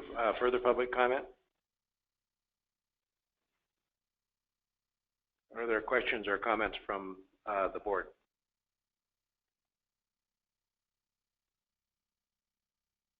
Mary, we can move on to Poplar Fort Peck. Okay, the next project is Fort Peck. The developer is Fort Peck Housing Authority. It's a tribal project in the general pool. $6,353,650 in credit ask. It is an elderly project. 1 and 2 bedrooms, new construction, but it is replacing some existing housing that is in pretty tough shape. I believe we have someone from Red Hawk on the phone who is the consultant on this project. If yes, you're on can you hear me? Yes, we can.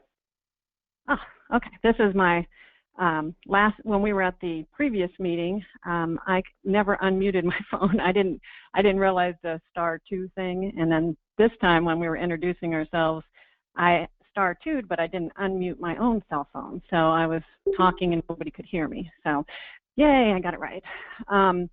Yes, so there have not been any changes to the project, but I just want to address a couple of things. As Mary had just mentioned, the project is a replacement project for some of the existing elderly units in town. And so when you look at our new unit demand of 27 units, that does not include, you know, the elder project that the tenants will be relocating from that housing project to our new project. And then the vacancy, we look like we're the highest vacancy at 3.5%. And that, if you look further into the market study, that is primarily the family side of the market. And there are some existing units that are vacant and not habitable in the area. So that brings up the vacancy rate in that area. And then thirdly, just touching on the tax reform issue, the good news about this project is we have debt from the Housing Authority of $450,000 and then tax credit equity. And the investor typically will put their money in during construction. So there's no construction loan, no permanent loan, foreclosable loans. So anytime there's movement on the pricing front in Washington, that has a detrimental impact on projects, and it certainly has a detrimental impact on tribal projects as well, but not quite as much to the degree, because if pricing goes down and what happens is the tribal entity has to just put in a little bit more of their own money. It's unfortunate because they can't spend it on other things, but it is available to put into the project if need be, and it doesn't have any impact on rents or expenses or marketability or any of those types of things. So, so this project is in a good spot currently with pricing, and it's also still in a good spot if pricing goes down or anything major happens with the tax reform. Thank you. Could you repeat your name, please, to make sure we have it correctly? Okay, it's Lorna, L-O-R-N-A, Fogg, F-O-G-G, and I'm with R.T. Hawk, H-A-W-K, Housing Alliance. And I'm the consultant for the Fort Peck Housing Authority. Thank you, Lorna. Are there further public comments or questions? I guess that was a project update, wasn't it? Are there public comments or questions regarding Fort Peck 4? Is there board discussions or comments regarding Fort Peck 4? Hearing none, we can move on to Deer Lodge, Cottonwood Creek. So the next one is Cottonwood Creek. The developer is GL Development. It's for profit in the general pool. The credit ask is $3,990,000. It is a family project, new construction, and it is in Deer Lodge. And it will be 1, 2, and 3 bedroom units.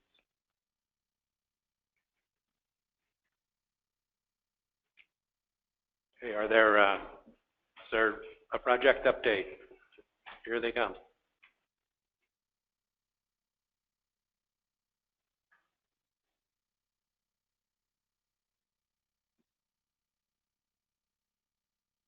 Chairman Melby, members of the board, my name is Gene Luer. I'm the developer on the project. There really is nothing that's changed in the project from the application. I'm happy to answer questions if you have them. And there are folks from the community here to support the project. Thank you. Okay, we'll entertain public comments at this point. Yes, my name is Michaela Burton. I'm a city council member, a pastor, and a business owner in Deer Lodge. And I spoke before. And again, I just want to thank the board for the work that you're doing. I think the last time I was here, I gave you a personal story of someone from our church who, single mom, 2 girls. She was looking for a apartment for about 3 months. She did finally find an apartment, and she makes about $1,100 a month. And the apartment that she found, she pays $500 a month for that apartment. So she has to live and take care of the rest of her bills on about $600. That's not much, and a lot of other help goes in, and she finds odd jobs that she can do on the side to make ends meet. But I share that story because I'm sure those stories are ubiquitous, but I just wanted to share that story with you because I think it's important. I know you guys do a lot of looking at spreadsheets, and this spreadsheet that you made is pretty amazing. But those facts and figures, I know you guys know this, but just a reminder that they involve actual people in real need, and what your guys are doing makes a huge difference. And Deer Lodge can certainly use the help. As a pastor, I see a lot of those people in need. I was on the chair for the food pantry there in Deer Lodge, and it gets a lot of use. It's a poor community, very limited in terms of available housing, and a project like this could make a huge difference. And so I just want to thank you, and thank you for considering our community, and we have some other leaders from the community here to share with you, so thank you very much. Thank you. Additional comments, please? Good morning, Board. Mayor Zane Cosby from Deer Lodge. Again, like Caleb said, thank you for your time. I'll keep this very short because you have numbers on numbers, and I don't know how you don't have headaches. The city of Deer Lodge definitely has a housing issue. We have lots of people with nowhere to live on very low incomes. The entire city council, it's an 8-person council, myself, the city staff, the county commissioners, all strongly support the Cottonwood Creek housing unit. So again, thank you. Please consider Deer Lodge. It is in desperate need. Thank you. Thank you. Next, please.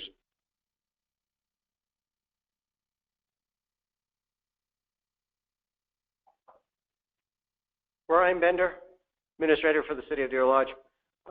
This is a wonderful project that has developed over time. The developers have made inroads into the community over the last couple of months to canvass the community, to canvass leaders, to work with the members in the house who need housing. Like we noted in one of our letters of support from the council, this would be ideal for workforce housing needs in the City of Deer Lodge. We have regional employers in this community that need to find and secure safe housing options for their employees. And this project would fulfill that need completely. Also, our housing market, the new starts have been relatively flat. I mean, I think we have issued 1 building permit for a new residence in the last year and a half. But we do need housing. And we recognize that this project, if receives a favorable recommendation today, could be the start of many great things for the city in regards to housing and housing options for this community. We're looking at other developers who would come into the community, look at some underutilized properties and turn them around to a benefit. So once again, this project has many values that would far exceed the boundaries of the city. It would help our valley, it would help the employees, and it would help more or less the community at large. Thank you. Thank you. Further public comment? Rob Kirsch, Deer Lodge City Council, and I also work for Department of Corrections. Montana State Prison is located in Deer Lodge. A lot of our staff actually have to commute from Anaconda, Butte, other places because there really isn't any affordable housing for a lot of the staff out at the prison due to the wages and such. And Deer Lodge as a whole is a relatively low income area. So this housing would definitely be a benefit to the community. Thank you. Thank you. Next, please. Good morning. My name is Julie Schroeder, and I'm the Executive Director for the Powell County Chamber, and the business people that I represent are strongly encouraging you to please think about funding this. Thank you. Thank you. Are there further public comments regarding Cottonwood Creek? Are there board comments or questions? Okay, Mary, you can move on to Livingston Memorial. Livingston Memorial Hospital, nonprofit. Homeward is the developer, along with the HRDC in Bozeman. $5,800,000 is the credit ask. It's a family project, new construction. It would be 34 units, studios, 1 and 2 bedrooms, and it's an acquisition rehab of the hospital. Okay, Heather?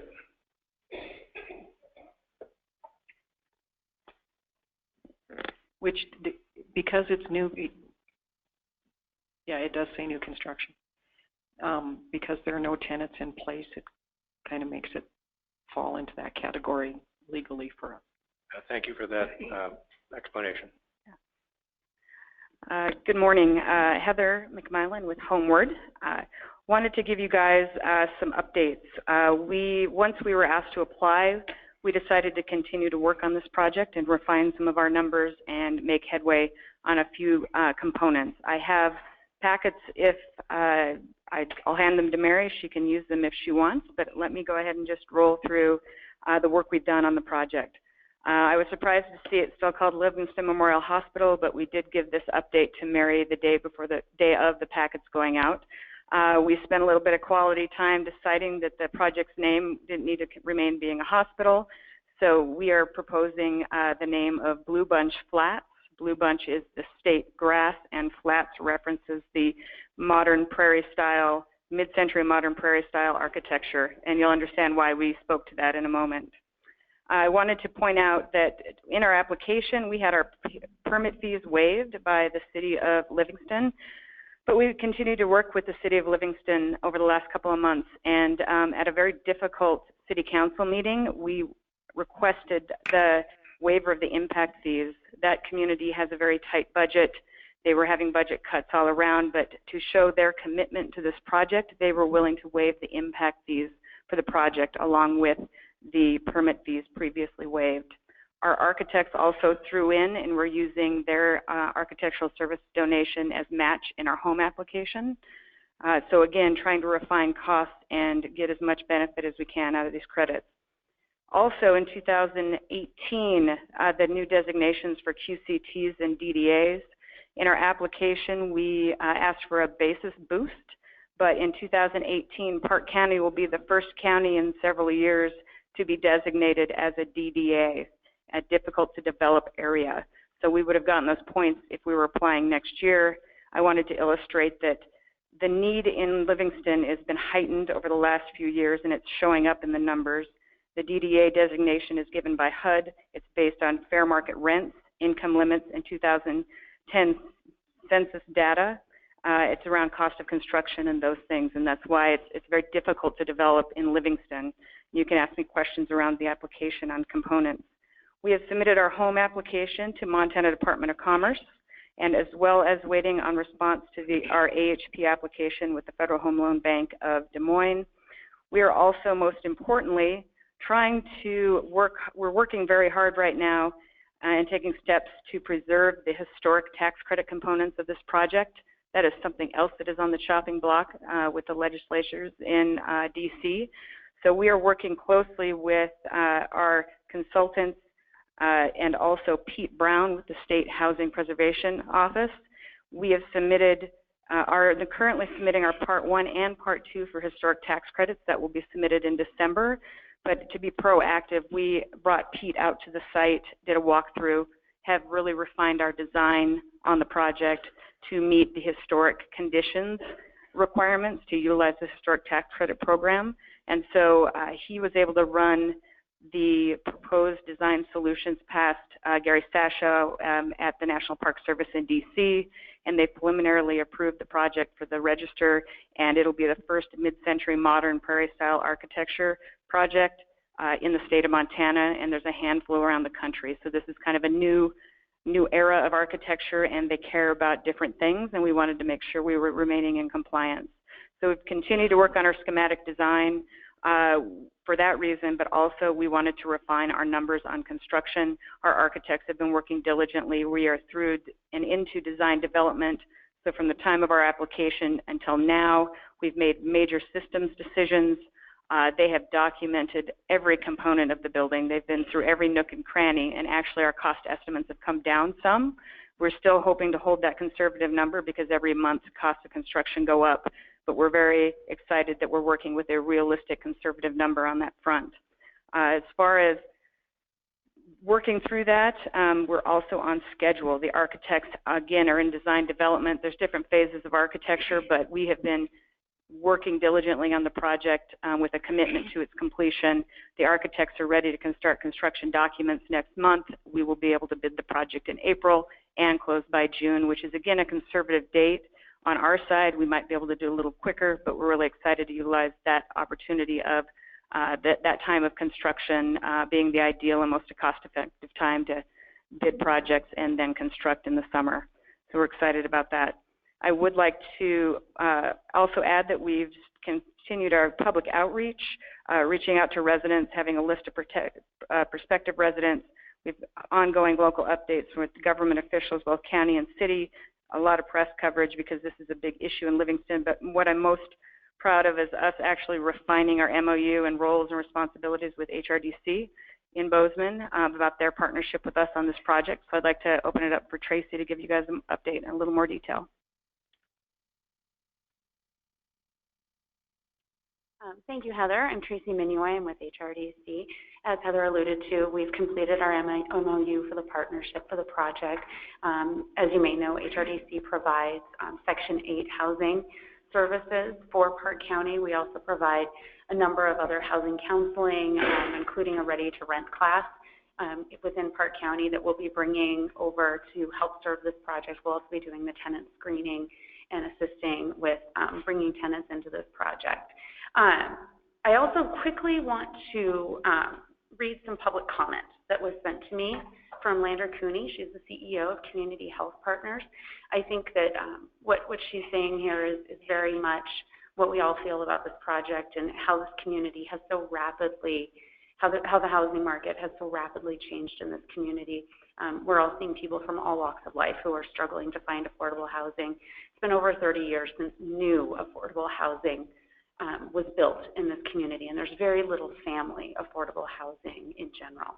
So Lander's comments, essentially I'm just do a quick synopsis rather than read them since they're very small here. But you know, Community Health Partners is our community health center. They serve about 12,000 low-income individuals in Park and Gallatin counties annually. They have been working with a number of customers and struggling to help find them appropriate affordable housing. And she shared a couple of stories here. One was a 60-year-old female who simply lost her employment. She's working to secure SSDI, but in the meantime is struggling to find affordable housing and has been living in and out of her vehicle as she looks for housing. We have a 60-year-old male who received SSDI of over $1,000 a month, but still is unable to secure housing because of the low vacancy rates within the community. A 60-year-old female who moved to Montana due to just a domestic violence situation, also receiving Social Security income, but not able to qualify for disabled or elderly housing. And then we have a 30-year-old female and her 2 children who are homeless after fleeing a domestic violence situation. The mother's working, but same situation, low vacancy rates and high rents in all of our family housing have led them to be homeless. So both Community Health Partners, everyone within our community, everyone at HRDC has felt the pressure of this rapidly escalating housing situation, and we would so appreciate your assistance. Thank you. Thank you. Is there public comment regarding Blue Bunch Flats?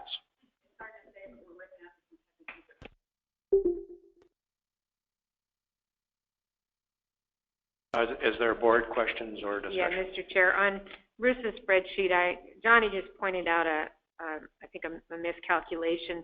So under this particular project, the HTC return on sale is 0.12, and I think the equity is incorrectly stated there, and I think it should be 0.885.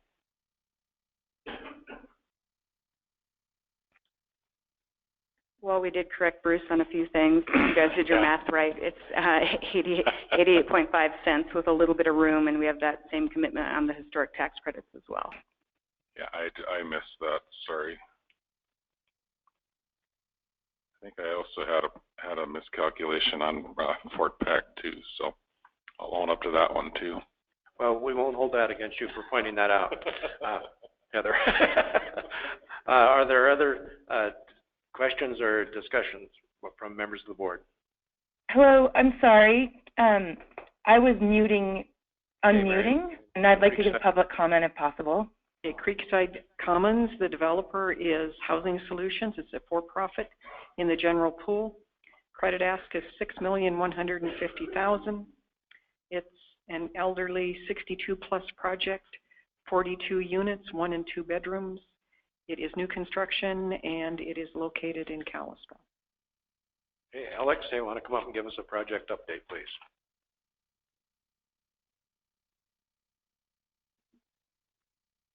Before I start the project update, I think the record should show that Bruce called out both myself and Andrea from Homeward for making corrections in his notes, and we were the last 2 presenters. So I would like that in the official record. Mr. Chairman, members of the board, Alex Burkhalter from Housing Solutions. Yeah, let me just give you an update on Kalispell. Between the invitation at the end of June and turning in the application in early September, we delved a little deeper into site design and the building design, and that resulted in some slight changes. The number of units increased from 40 to 42. We discovered that Mother Nature wasn't very kind to us, and there's going to be a significant amount of fill that has to go into the site. But we're proud because through that value engineering time that we were granted and the additional information, we were able to still come in at the same cost per unit. We were hoping to pick up a little more efficiency in 2 more units. Unfortunately, we bought some dirt.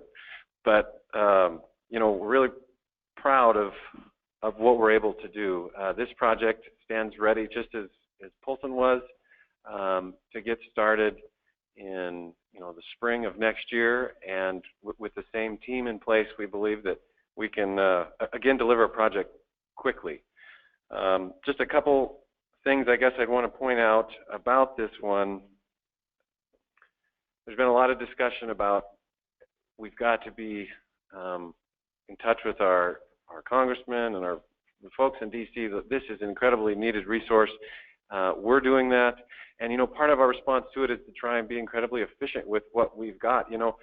By getting projects done quickly and moving them right along, it saves time in soft costs and interest costs and all these other things that add up into the project costs.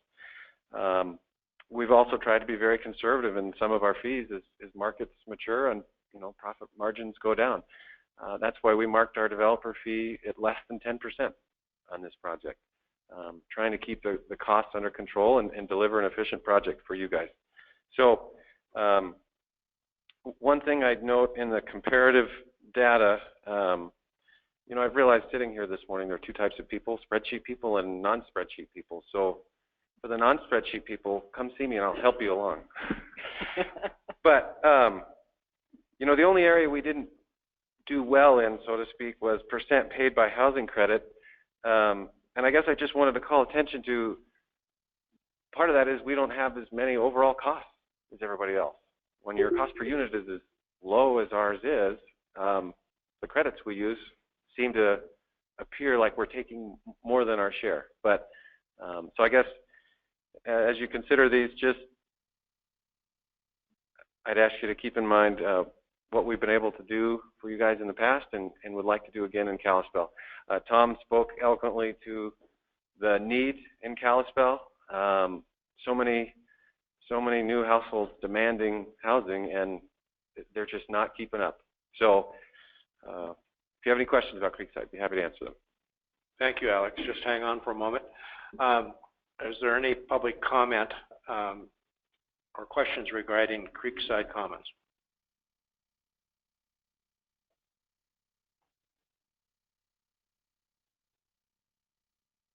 Tom Jentz, Kalispell Planning, Building, and Community Development Director, and I'm taking a second bite at the apple. Be brief. I want to put into perspective again what's going on in terms of the housing in Kalispell. I want to come from a different angle. We have roughly a population of 37,000 people we serve. Housing under $200,000, 6 units right now for sale. And the reason I bring up for sale, because I know this is a multifamily, but 6 units, community of 37,000, is because 2/3 of our population is homeowners. Only 1/3 is in the rental market. We don't have a large rental market to draw from. So when things get tight up here, it pushes all the way down here, and it squeezes those people out. Yeah, our economy is good. Hospital, 1 out of 6 people employed at the hospital industry. They come in with jobs, money. They can compete for housing. Retail, not so good. They're kind of nip and tuck. Everybody else, oh my gosh, what do you do? What do you do for housing? So I want to just put into perspective something that got really personal for me. My son, 26 years old, buys the grandparents' house. This is a short little story, $164,000 3 years ago. Appraised value, $164,000, 900 square feet, 4-bedroom, 2.5 bath, dated, solid as a rock. 2 years later, it's appraised. $47,000 increase is up to $211,000 in our community. Well, that's great, except if you want to live there. A year later, we get a phone call from a lady from my past. She said, I took care of your Grandpa Yoakum 30 years ago. She kept this man in his house in Wyoming from 92 to 102 years in age, visited him every day, allowed him to stay in that house. And she said, Tom, now I need a favor. My grandson, wife, and 3 children are moving to Kalispell. They'll be there in 7 days. This was this spring. They have a job. They cannot find a single housing unit within commuting distance of Kalispell. Husband, wife, and a 5, 3, and a 1-year-old. My son says, they can have my house. I will rent my house, not for the $1,800 because it's $1 a foot, not for the $1,800, they can have it for $1,300. I will find another house. I'm a single guy, I can find another house. That was in May. 5 months later, he finally finds not the house of his dreams, the house at $159,000 that he could afford a mortgage on. $159,000 he could afford a mortgage on. That was in 5 months he waited to find that one house, period. Monday, the house was listed. Tuesday, he gets a call from a realtor. We have 5 people bidding on it. Is this your last offer? He raises the price $5,000. On Wednesday, he gets the house. 10 minutes later, someone came in with an offer matching that $164,000, which is $5,000 above asking. And they would have been, and they did not accept it, but they would have been in a bidding war forever to who knows where. Now, why do I mention that $164,000 house? It's homeownership. A 95-year-old lady lived in that house. She lived up to her last 5 days of her life. She died 5 days after she moved out of that house. That house had 0 insulation in the walls. It had 3 inches of sawdust in the roof. It has a $2,200 asbestos abatement bill against it. There's asbestos hanging from the pipes in the house. She should not have been in that house. She had no place to go. And that's what's happening with our affordable housing. People are picking up those low-end houses and flipping them right around as rentals for people shouldn't be in. But we have none of that anymore to do. That historically was our lower income housing. We don't even have that to turn to anymore. So when I said we have 0% vacancy, actually we have a vacancy vacuum. There just aren't places to go, even if you had good paying jobs. Think of what it's like for people who have no jobs, no opportunities. So the silver tsunami is coming. We're aging. We're aging in a huge wave in the Flathead right now. So we need your help. Thank you for your time. And I realize I'm probably the closer. Thank you so much for your time. Thank you. Are there further public comments regarding Creekside Commons? Are there questions or discussion from members of the board? Been kind of following each one of the presentations on the amenities, and it's not necessarily a question for Alex, but maybe all the presenters. The ones that have air conditioning, the prices are represented anywhere from $300 to $1,000 a unit. Why the discrepancy?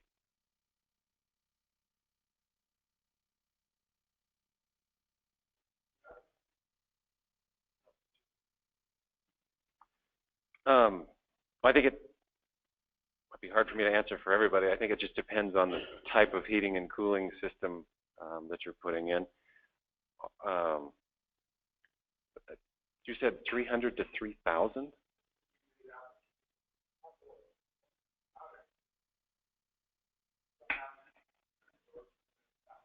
Yeah, so $1,000 is the approximate cost of the whole. It's a heating and cooling unit. So that's a cost of basically the whole. This project, the way it's designed, it'll be a through wall heating and cooling unit. So that's the cost of the entire thing. You know, if you didn't have that, you would just go to a straight, like a baseboard heat, which would be less expensive than having a combination unit that can heat and cool. But in our experience, a 3-story building, it's really important to have air conditioning. Other systems, I guess I couldn't speak why they're $3,000. So I think that shows why it's maybe, Bob, hard to compare air conditioning with units that also include the heating. Well, I guess my point is, Mr. Chairman, is maybe we need to do a better job of defining what we're asking for there. If you just ask for air conditioning and there's no distinction, it's kind of hard for us to evaluate, is it even worth having on here? Yeah, I think we'll clarify the definition, and I see Greg's taking a note. Are there any other board questions or comments specific to Creekside Commons? Thank you, Alex. Thank you. Okay, where we'd like to go from here, board. Can I make? Yes, Mary. I forgot to mention something earlier. I intended to and neglected to mention on your, when I went through the allocation information on the October dashboard, the projects that are not on there any longer, you'll see that they've come off over time, are because the project has been completed and the 8609s have been completed. So when all that is done, they come off of that list. Okay, where we'd like to go from here is for the board, each board member to designate their 4 priorities, and then one. Mr. Chair, I'm sorry to interrupt you. We became aware that there's some folks on the call that were not unable to mute their phone. So we'd like to allow some public comment now from anyone here, but I know we specifically have a couple folks on the phone. If there's someone else out there that hasn't been able to unmute their phone and wants to comment, would you please let Penny know on the webinar? Send her a message on the webinar and we will make sure we find a time for you to comment. So as Hello, far as, can you hear me? Yes. Yes, we can hear you. Go ahead. Hi. I apologize for the user error on the technology. My name is Katie Weaver. I'd like to make comment for the Livingston project. I'm the local Montana State University Extension agent, and my position is Economic and Community Development for both the city of Livingston and Park County. I've been a part of this project since the new hospital was built and moved out, which is now 3 years, and so really excited to be at this point today. Like every project here, I have a lot of respect for the work in front of you. We have a great deal of need. I think that was well communicated from Tracy and Heather. You know, 30% increase in home prices just over the last year. It's documented in all of our plans. It's just a really high need. But what I mostly want to point out is that this is such a huge opportunity. In rural communities like Livingston, it's difficult to find a great reuse of these older larger hospital buildings when the new hospital is built. And so this is just a huge opportunity in front of us to not only have a great reuse of that, but have it meet our greatest unmet need in the community. The second thing I really wanted to highlight is partnerships. And, you know, we have a great partnership between Homeward and HRDC, but the local partnerships have been committed to this project for well over a year now, both the city and the county, and many of our, you know, both of our healthcare providers, many of our community organizations. And there's been hundreds of community members who have engaged in this conversation over the last several years, specific to the old hospital, the Blue Bunch Flats project, and just around the need of housing in general. So we're excited, we're thrilled about this project. It meets needs really across the spectrum, and includes, because it is that hospital, the great opportunity to provide housing for our disabled residents. So thank you for your time, and I appreciate letting me pop in here at the end. Thank you. Thank you. Is there anybody else on the phone that didn't have an opportunity? Penny, I see you with your hand raised.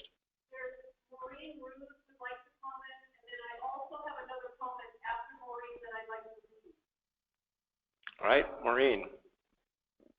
Hi, thank you for the opportunity. As you may know, NeighborWorks Montana is also a partner on this project, but kind of in a different way. We actually purchased the property so that it could be held to be used for housing, because our concern was, with all the timelines that have to be met for all the different funding sources, we were concerned that the property would be lost to low-income use. So we purchased the property because finding a whole city block in a town like Livingston, where there's a lot of housing needs, seemed like something that couldn't be repeated. So I just wanted to put in the support for NeighborWorks on the project. Thank you. Thank you, Maureen. Penny, you're going to read a comment? Yes, I am. So this is, there's just like a couple sentences here. This was written by Patty Turk, and she has two short comments about the Meadows Apartments. The first one is, Meadows Apartments. Lewistown is a retirement community, offers subsidized housing and pays the utilities. Built in 1978, 32 units, will bring revenue to Lewistown.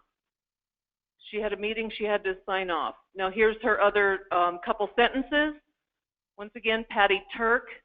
My comments as a city commissioner for over 13 years. Lewistown's population is over 65% retired people. Having the Meadows and maintaining it will bring revenue to Lewistown and is a very vital component of the community. Thanks for your consideration of the Meadows. Thank you. Is there anybody else out there on the phone?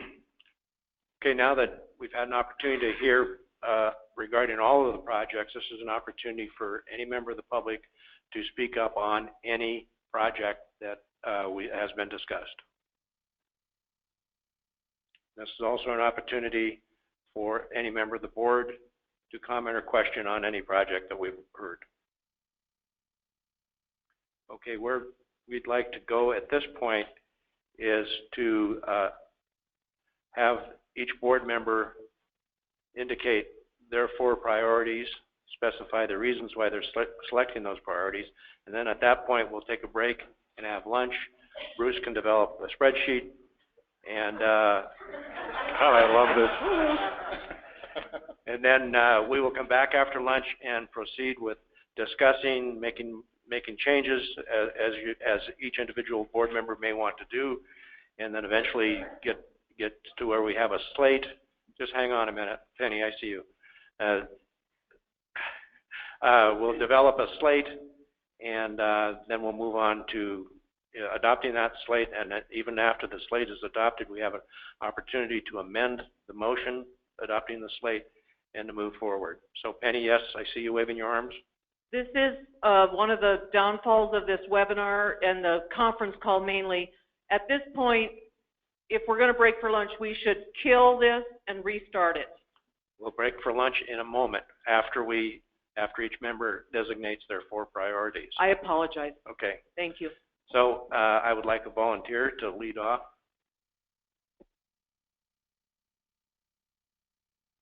This is Johnny McCleskey. I guess I'll lead off. So after hearing all of the presentations, my 4, and not in any such order, but just reviewing them and how I was thinking about them. Butte would be one of my priorities, looking at the creative financing, impact number of units in that area. I also took a look at, since 2012, that region has received 0 awards for that location. So that's those are kind of why I thought about Butte. Billings, again, another creative financing package, adding in the 4%, high number of units in an area that is in need. Excuse me. Pricing of the rents is well below what I looked at as far as HUD fair market rent prices. And with that, there's about 14% age population that is over 55 in Yellowstone County. I wasn't entirely certain on the total on that percent in the city of Billings, but I felt like that was a large number for that area. Lewistown, they had about 19% over 55 in that county, in Fergus County. One of the other things that really stuck out to me is that it's an underserved area, according to FFIEC. They are using existing stock, so they're going to rehab and improve a situation there. Again, also with that one, since 2012, since 2012, this was in our initial meeting when we had everybody do their presentations. We got a listing of awards since 2012. For that region, it was also at 0 since 2012. And so then Deer Lodge is another one that I looked at, or that I feel like is a priority based on impact, workforce housing. It is also an underserved area with their rent pricing more than well below HUD fair market. They look at their need, number of units needed is 30. They're talking about putting in 21 units. I feel like that's a high impact number to help alleviate some of their issues. They are also, since 2012, at a 0 as far as awards. So those were my priorities to this point. Thank you, Johnny. Who's next? This is Eric. I'll give you my picks. And not necessarily in any order or priority as I just go down through the list. One is on Kalispell Courtyard. This is the 4th time they've been here. This is a way to keep low-cost units in the market, probably lose them if we don't grant the credits for them on this time. I think it's important that we maintain some of the units and rehab those units. Both Billings and Butte projects, the Heights Senior and the Copper Ridge Apartments, the 4%, 9%, looking at the number of units that we could get in place with those two, there are like 200 units when you combine those credits, which is a huge bang for our buck. Certainly, looking at the credits have been offered in the last 10 years in the Billings market, that has been pretty low, although overall in the program they've had credits. And I think that the project for Butte is a very good one, also combining the 9%, 4%. And then lastly, Livingston Memorial, project, and I can't remember the new name, but thank you, Blue Bench. Blue Bench. Thank you. I like the project. I like the rehab of that, even though it's called new, of the old Memorial Hospital and the effort that's put into that. And so those are my 4 top projects. Pat, I'll follow if that's appropriate. That is appropriate. Mr. Chairman. I had them all written down before anybody started talking, so if you think that we're just following, just stand. The only one I really have in order is Livingston. I put it strongly at number 1.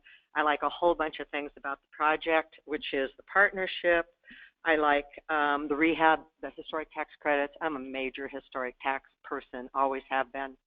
And the manner in which SHPO is involved, the State Historic Preservation Office, working with the city, and the fact that they came and said, hey, we're not going to do the impact fees. I mean, there's a whole bunch about this project that that's my number 1.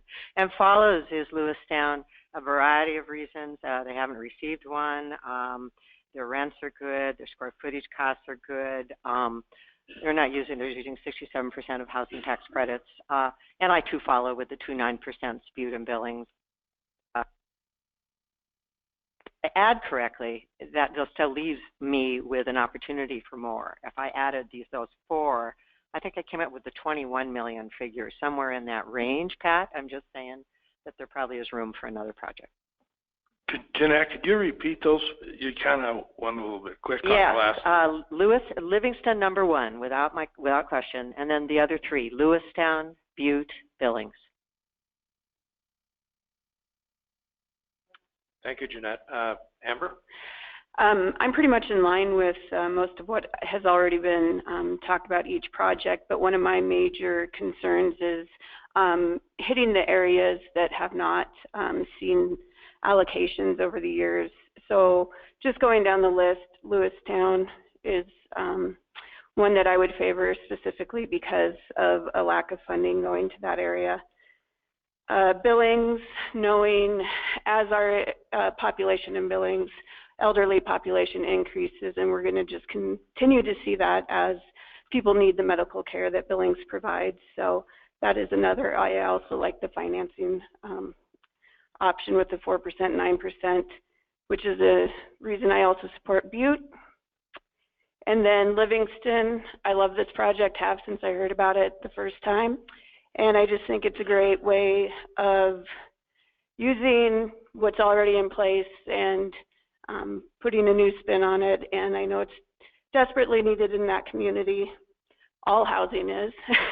I actually told a realtor, I was like, hey, if a condo ever pops up, I'd be interested. And they said, good luck.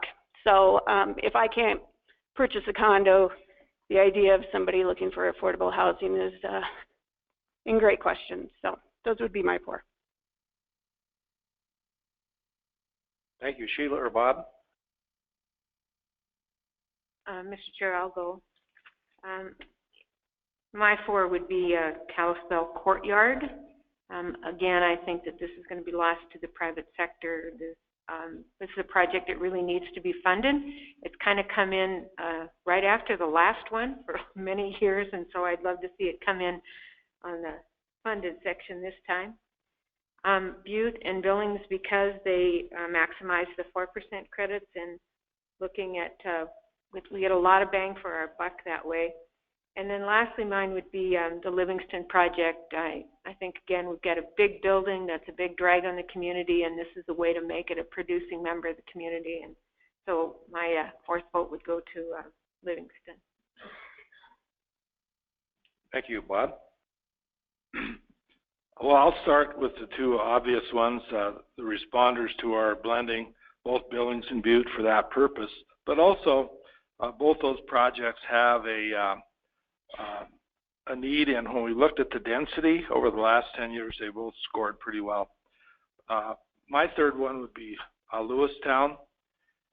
I think that project is been well represented. They don't have the resources that some of the other towns do, and I think the diversity really encourages that project. And my final one would be Kalispell Courtyard. we've learned a lot about this project, and that was good to begin with. I think it still is. Thank you. Okay, I will give you my 4 priorities in no particular order. First would be Billings, for the obvious reason of the use of the 4%, which gives us an additional 96 units of restricted rents. As also 54% of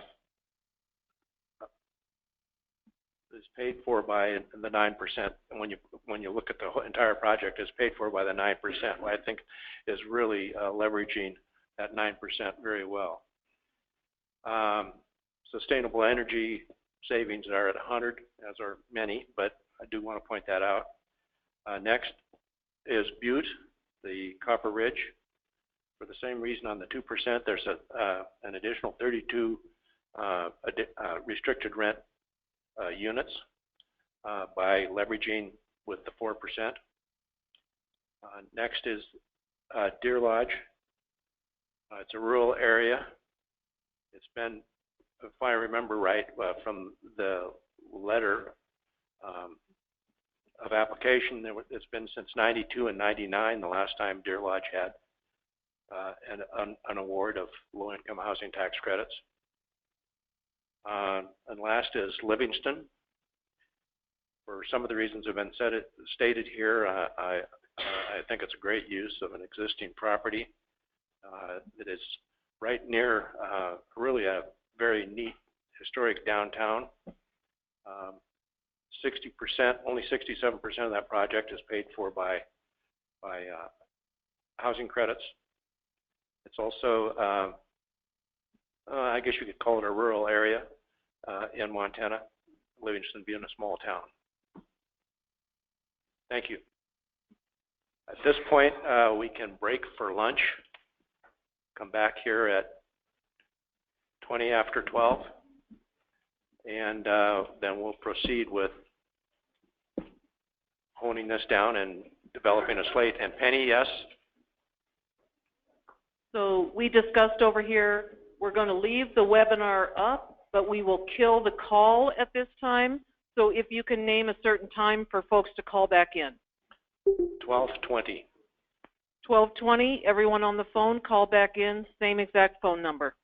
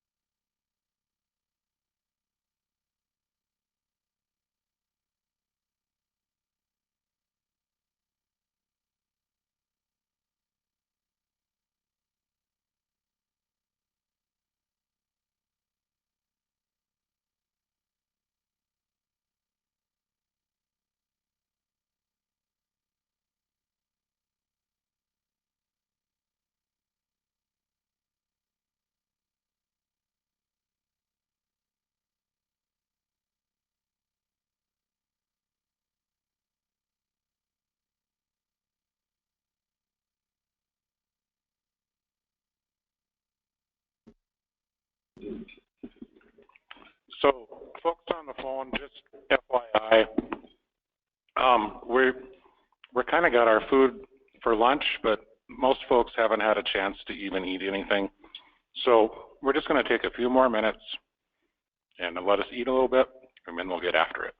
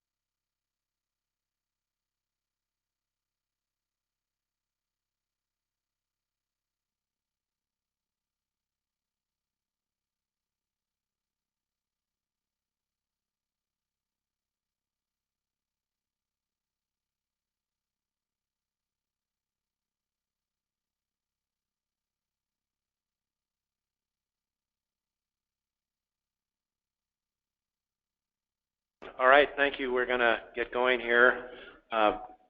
Bruce has been busy doing all kinds of things except eating his lunch, but he's going to go ahead and eat while we go along here. He's put up the spreadsheet as it came out with the votes in rank. As you see, the last two aren't ranked. We will figure out what the slate is of those that can be funded first, and then we'll go back to those that aren't can't be funded at this time and prioritize them for the possibility that funds become available. So at this point, we're going to have the board discuss the slate however you want to do it. You have an opportunity to change your priorities if you want to after you've had a chance to think about it. So at that point, we'll go forward with discussion by the board on the slate.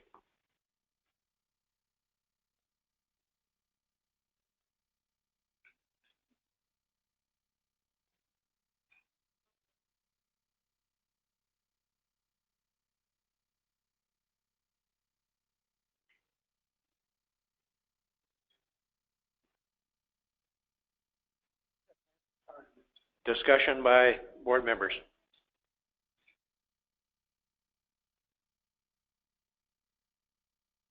Okay, Bruce, does anybody want to change how they've prioritized the projects?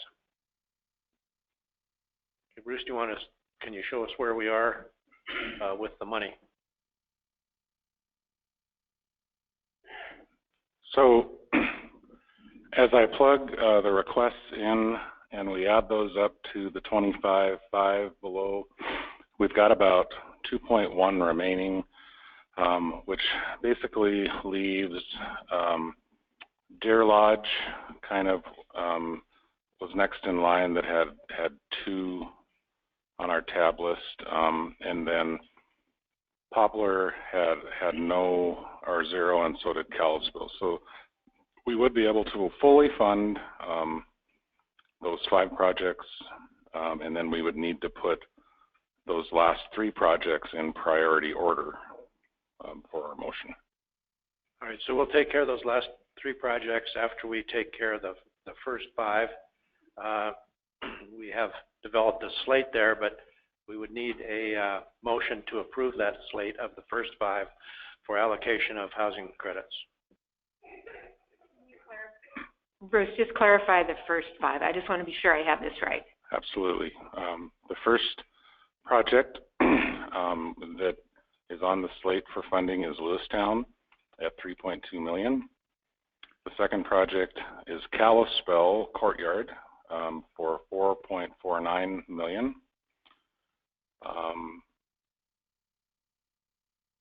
And then I'm just going to jump down to Livingston, the Blueberry Bunch or something like that. Yeah. Sorry, I lost it. So, and that's at $5.8 million. The only reason I do that is because when you make the motion, those would be the motions you make choosing option A. And then the other 2 projects are the Heights Senior in Billings and the Copper Ridge in Butte, and those would be made with option 2 because those are the 4 and 9, and they would be contingent on the 4% side also. So the 5 that are included would be included in the slate. If a motion is made to adopt the slate, would be Meadows Senior, Courtyard, Heights Senior, Copper Ridge, and Livingston Blue Bunch Flats.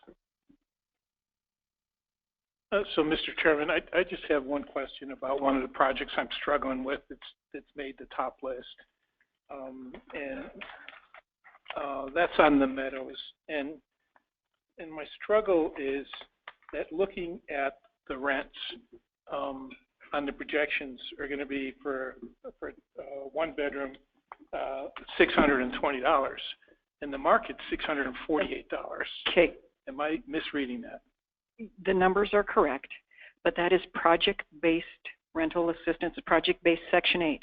So the tenants are getting a subsidy for anything over 30% of their income. Right. So this project, HUD funds it with project-based rental assistance, and those are the contract rents in the project. The tenant will not pay anything over 30% of their owned income towards rent. So that rent in there is a HUD calculated number. The tenants actually only pay 30%, and that's actually a really good benefit because most of those households are you know, way below. Good question, good explanation. The rents based on our Section 8 contract are based on comparable market rents, and that's how the contract is renewed. So it's based on comparable market rents is how our rents are set under the contract. And that's why they're so close to the, you know, the market rents for the area. And we appreciate that, Eric. That was a good question and a good explanation. Thank you. Yeah, thanks. That's not a term I've run across before. Bruce, can you explain again the Courtyard versus the Deer Lodge? I might have missed your explanation on how, didn't they have the same number of votes for support? No. Okay. Courtyard had 3 and Deer Lodge had 2. Sorry, I thought they both had 2. Thank you. To move forward, we will need a motion to adopt the slate of the top 5 vote getters. I would still move adopting the top 5 vote getters to receive full 2018 tax credit. So just bear with me 1 second, if you don't mind.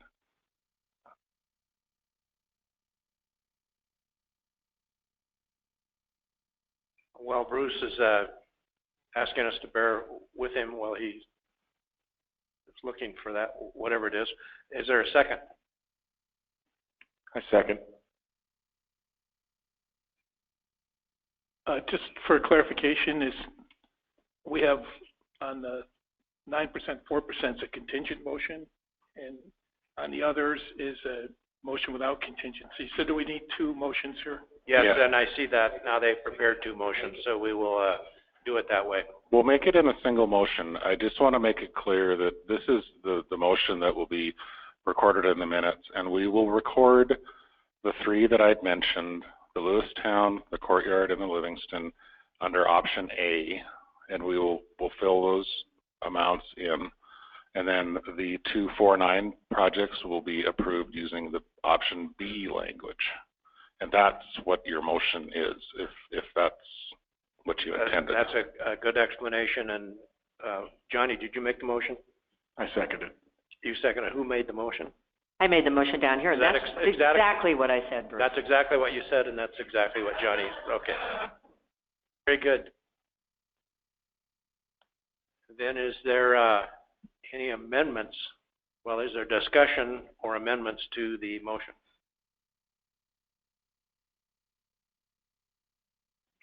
Are there any public comments relative to the motion? Although, okay, do you want to do a recorded vote? Yeah, probably. Paula, we're going to do a recorded vote on the motion. Bob? Yes. Johnny? Yes. Jeanette? Yes. Sheila? Yes. Eric? Yes. Amber? Yes. Pat? Yes. Okay, now we have remaining 3 projects that we would like to list in a priority in the event funds become available. I think Cottonwood Creek already received several nods from the board, but I guess however you want to arrange those last 3 would be good. Probably going to need motions from board members to put them in an order that we can then approve. Mr. Chair, Yes. I'm going to move that the order be Poplar, Wolf Point, Deer Lodge, then Kalispell. And my reason for that is that Deer Lodge has the highest cost of any project that we looked at, and I think they need to rework that and bring it back. And Poplar, Wolf Point, as always, located on a reservation with the keenest housing issues, so I would prioritize that above Deer Lodge. I love the Kalispell project. I think we'll see it again, but you just can't fund two in Kalispell the same year. Second. Okay, it's been moved and seconded. Is there discussion from the board on the proposed motion? So I just want to bring your attention again to, this is the proposed language for this motion. And then as a reminder, below we explain the fact that because we only have 2.1 left, we're intending, unless other credits become available in order to fund them fully, we're intending to move those credits to November. They'll be awarded as 18 credits, which whatever project gets them will be on a rush job to get their project going, but it will allow us to apply for whatever that's called, national pool. Okay, no, the bottom part isn't part of the motion. It's really just language. That proposed motion is yes.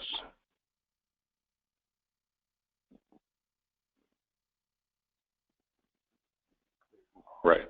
Yep. Please repeat the order of the properties. It is the Poplar Wolf Point, it is the Deer Lodge, and then it is the Kalispell. And the proposed motion is the top part there, not the optional proposed language. Correct? That's correct. Okay, are there public comments regarding the motion? Okay, Paula, we'll go ahead and take a roll call vote. Bob? Yes. Johnny? Yes. Jeanette? Yes. Sheila? Yes. Eric? Yes. Amber? Yes. Pat? Yes.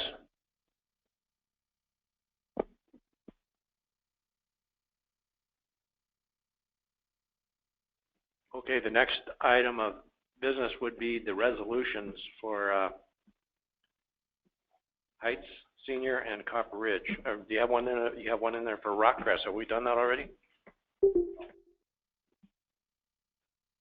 So we have three resolutions: Rockcrest, Heights Senior, and Copper Ridge.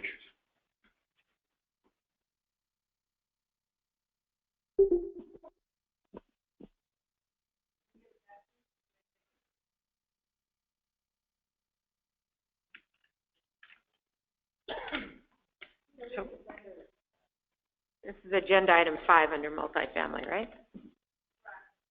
Correct. And I have to find it in my file.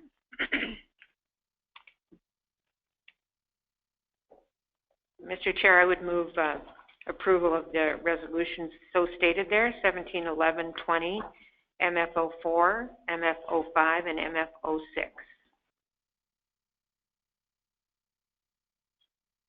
All right, is there a second? Second. Okay, did you want to give us a, we'll go ahead and have you give a staff update, although I think we all know what their purpose is.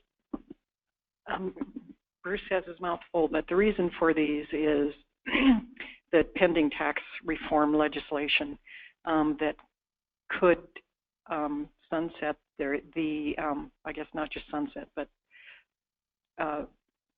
eliminate the private activity bond program, which is the program that the 4% tax exempt bonds are done under. So this is an attempt by those developers to get this done by the end of the year so that that is preserved. Thank you. Is there any public comment on the proposed resolution? Is there any board discussion regarding the proposed resolution? Okay, Paula, why don't we go ahead and do a roll call vote? Bob? Yes. Johnny? Yes. Jeanette? Yes. Sheila? Yes. Eric? Yes. Amber? Yes. Pat? Yes. Mr. Chair, Yes? I spoke too soon. I should abstain from this motion. Okay, let the record reflect that Sheila has abstained.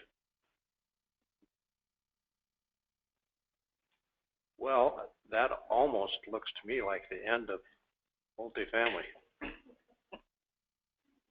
I think So it is. thank you, everybody, for hanging in there with us. We really appreciate it. We'll move on to the Executive Director program. So my section's pretty short and sweet.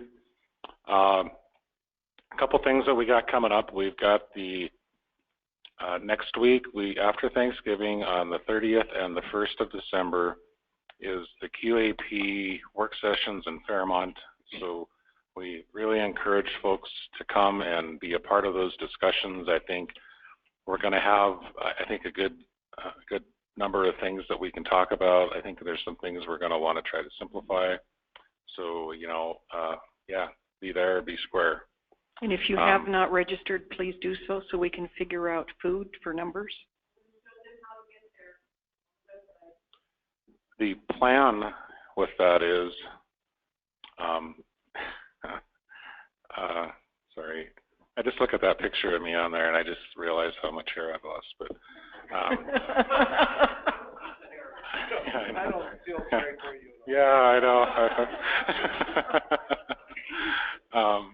So the plan is to go through our workshop and kind of come up with, a proposal for the board to put out for public comment at our June 8th meeting, or we will put it out on June 8th. Prior to this, we have put it out January 8th.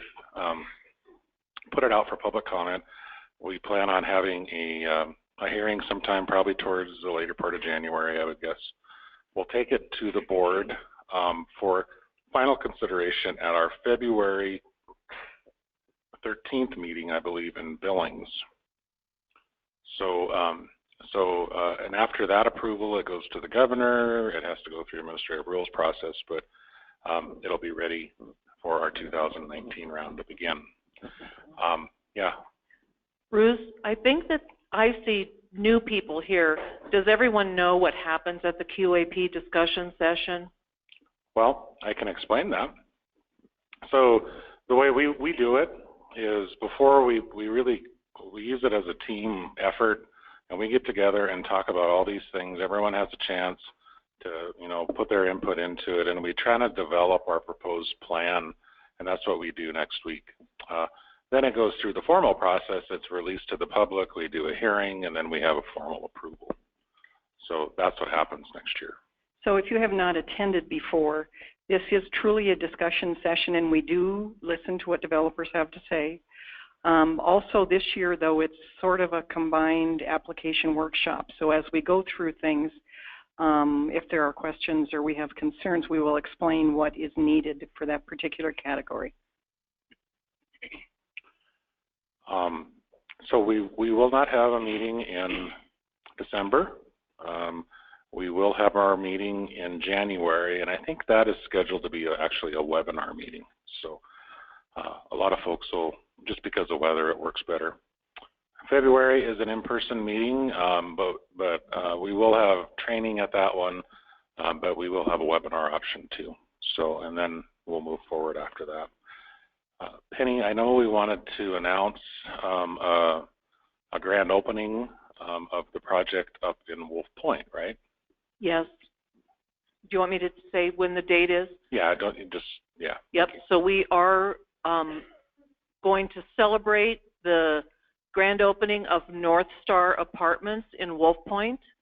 That is a partnership with Great Northern Development Corporation and Jean Lure, and it's going to be a wonderful celebration on November 29th from 1 p.m. till about 3 p.m. And I think the whole town's going to be there. It just sounds like it's really going to be fun. So you're all invited, and I hope to see you there. Thank you. Paula, do you got any paperwork issues or? Okay, we're good. All right, Chair would entertain a motion to adjourn.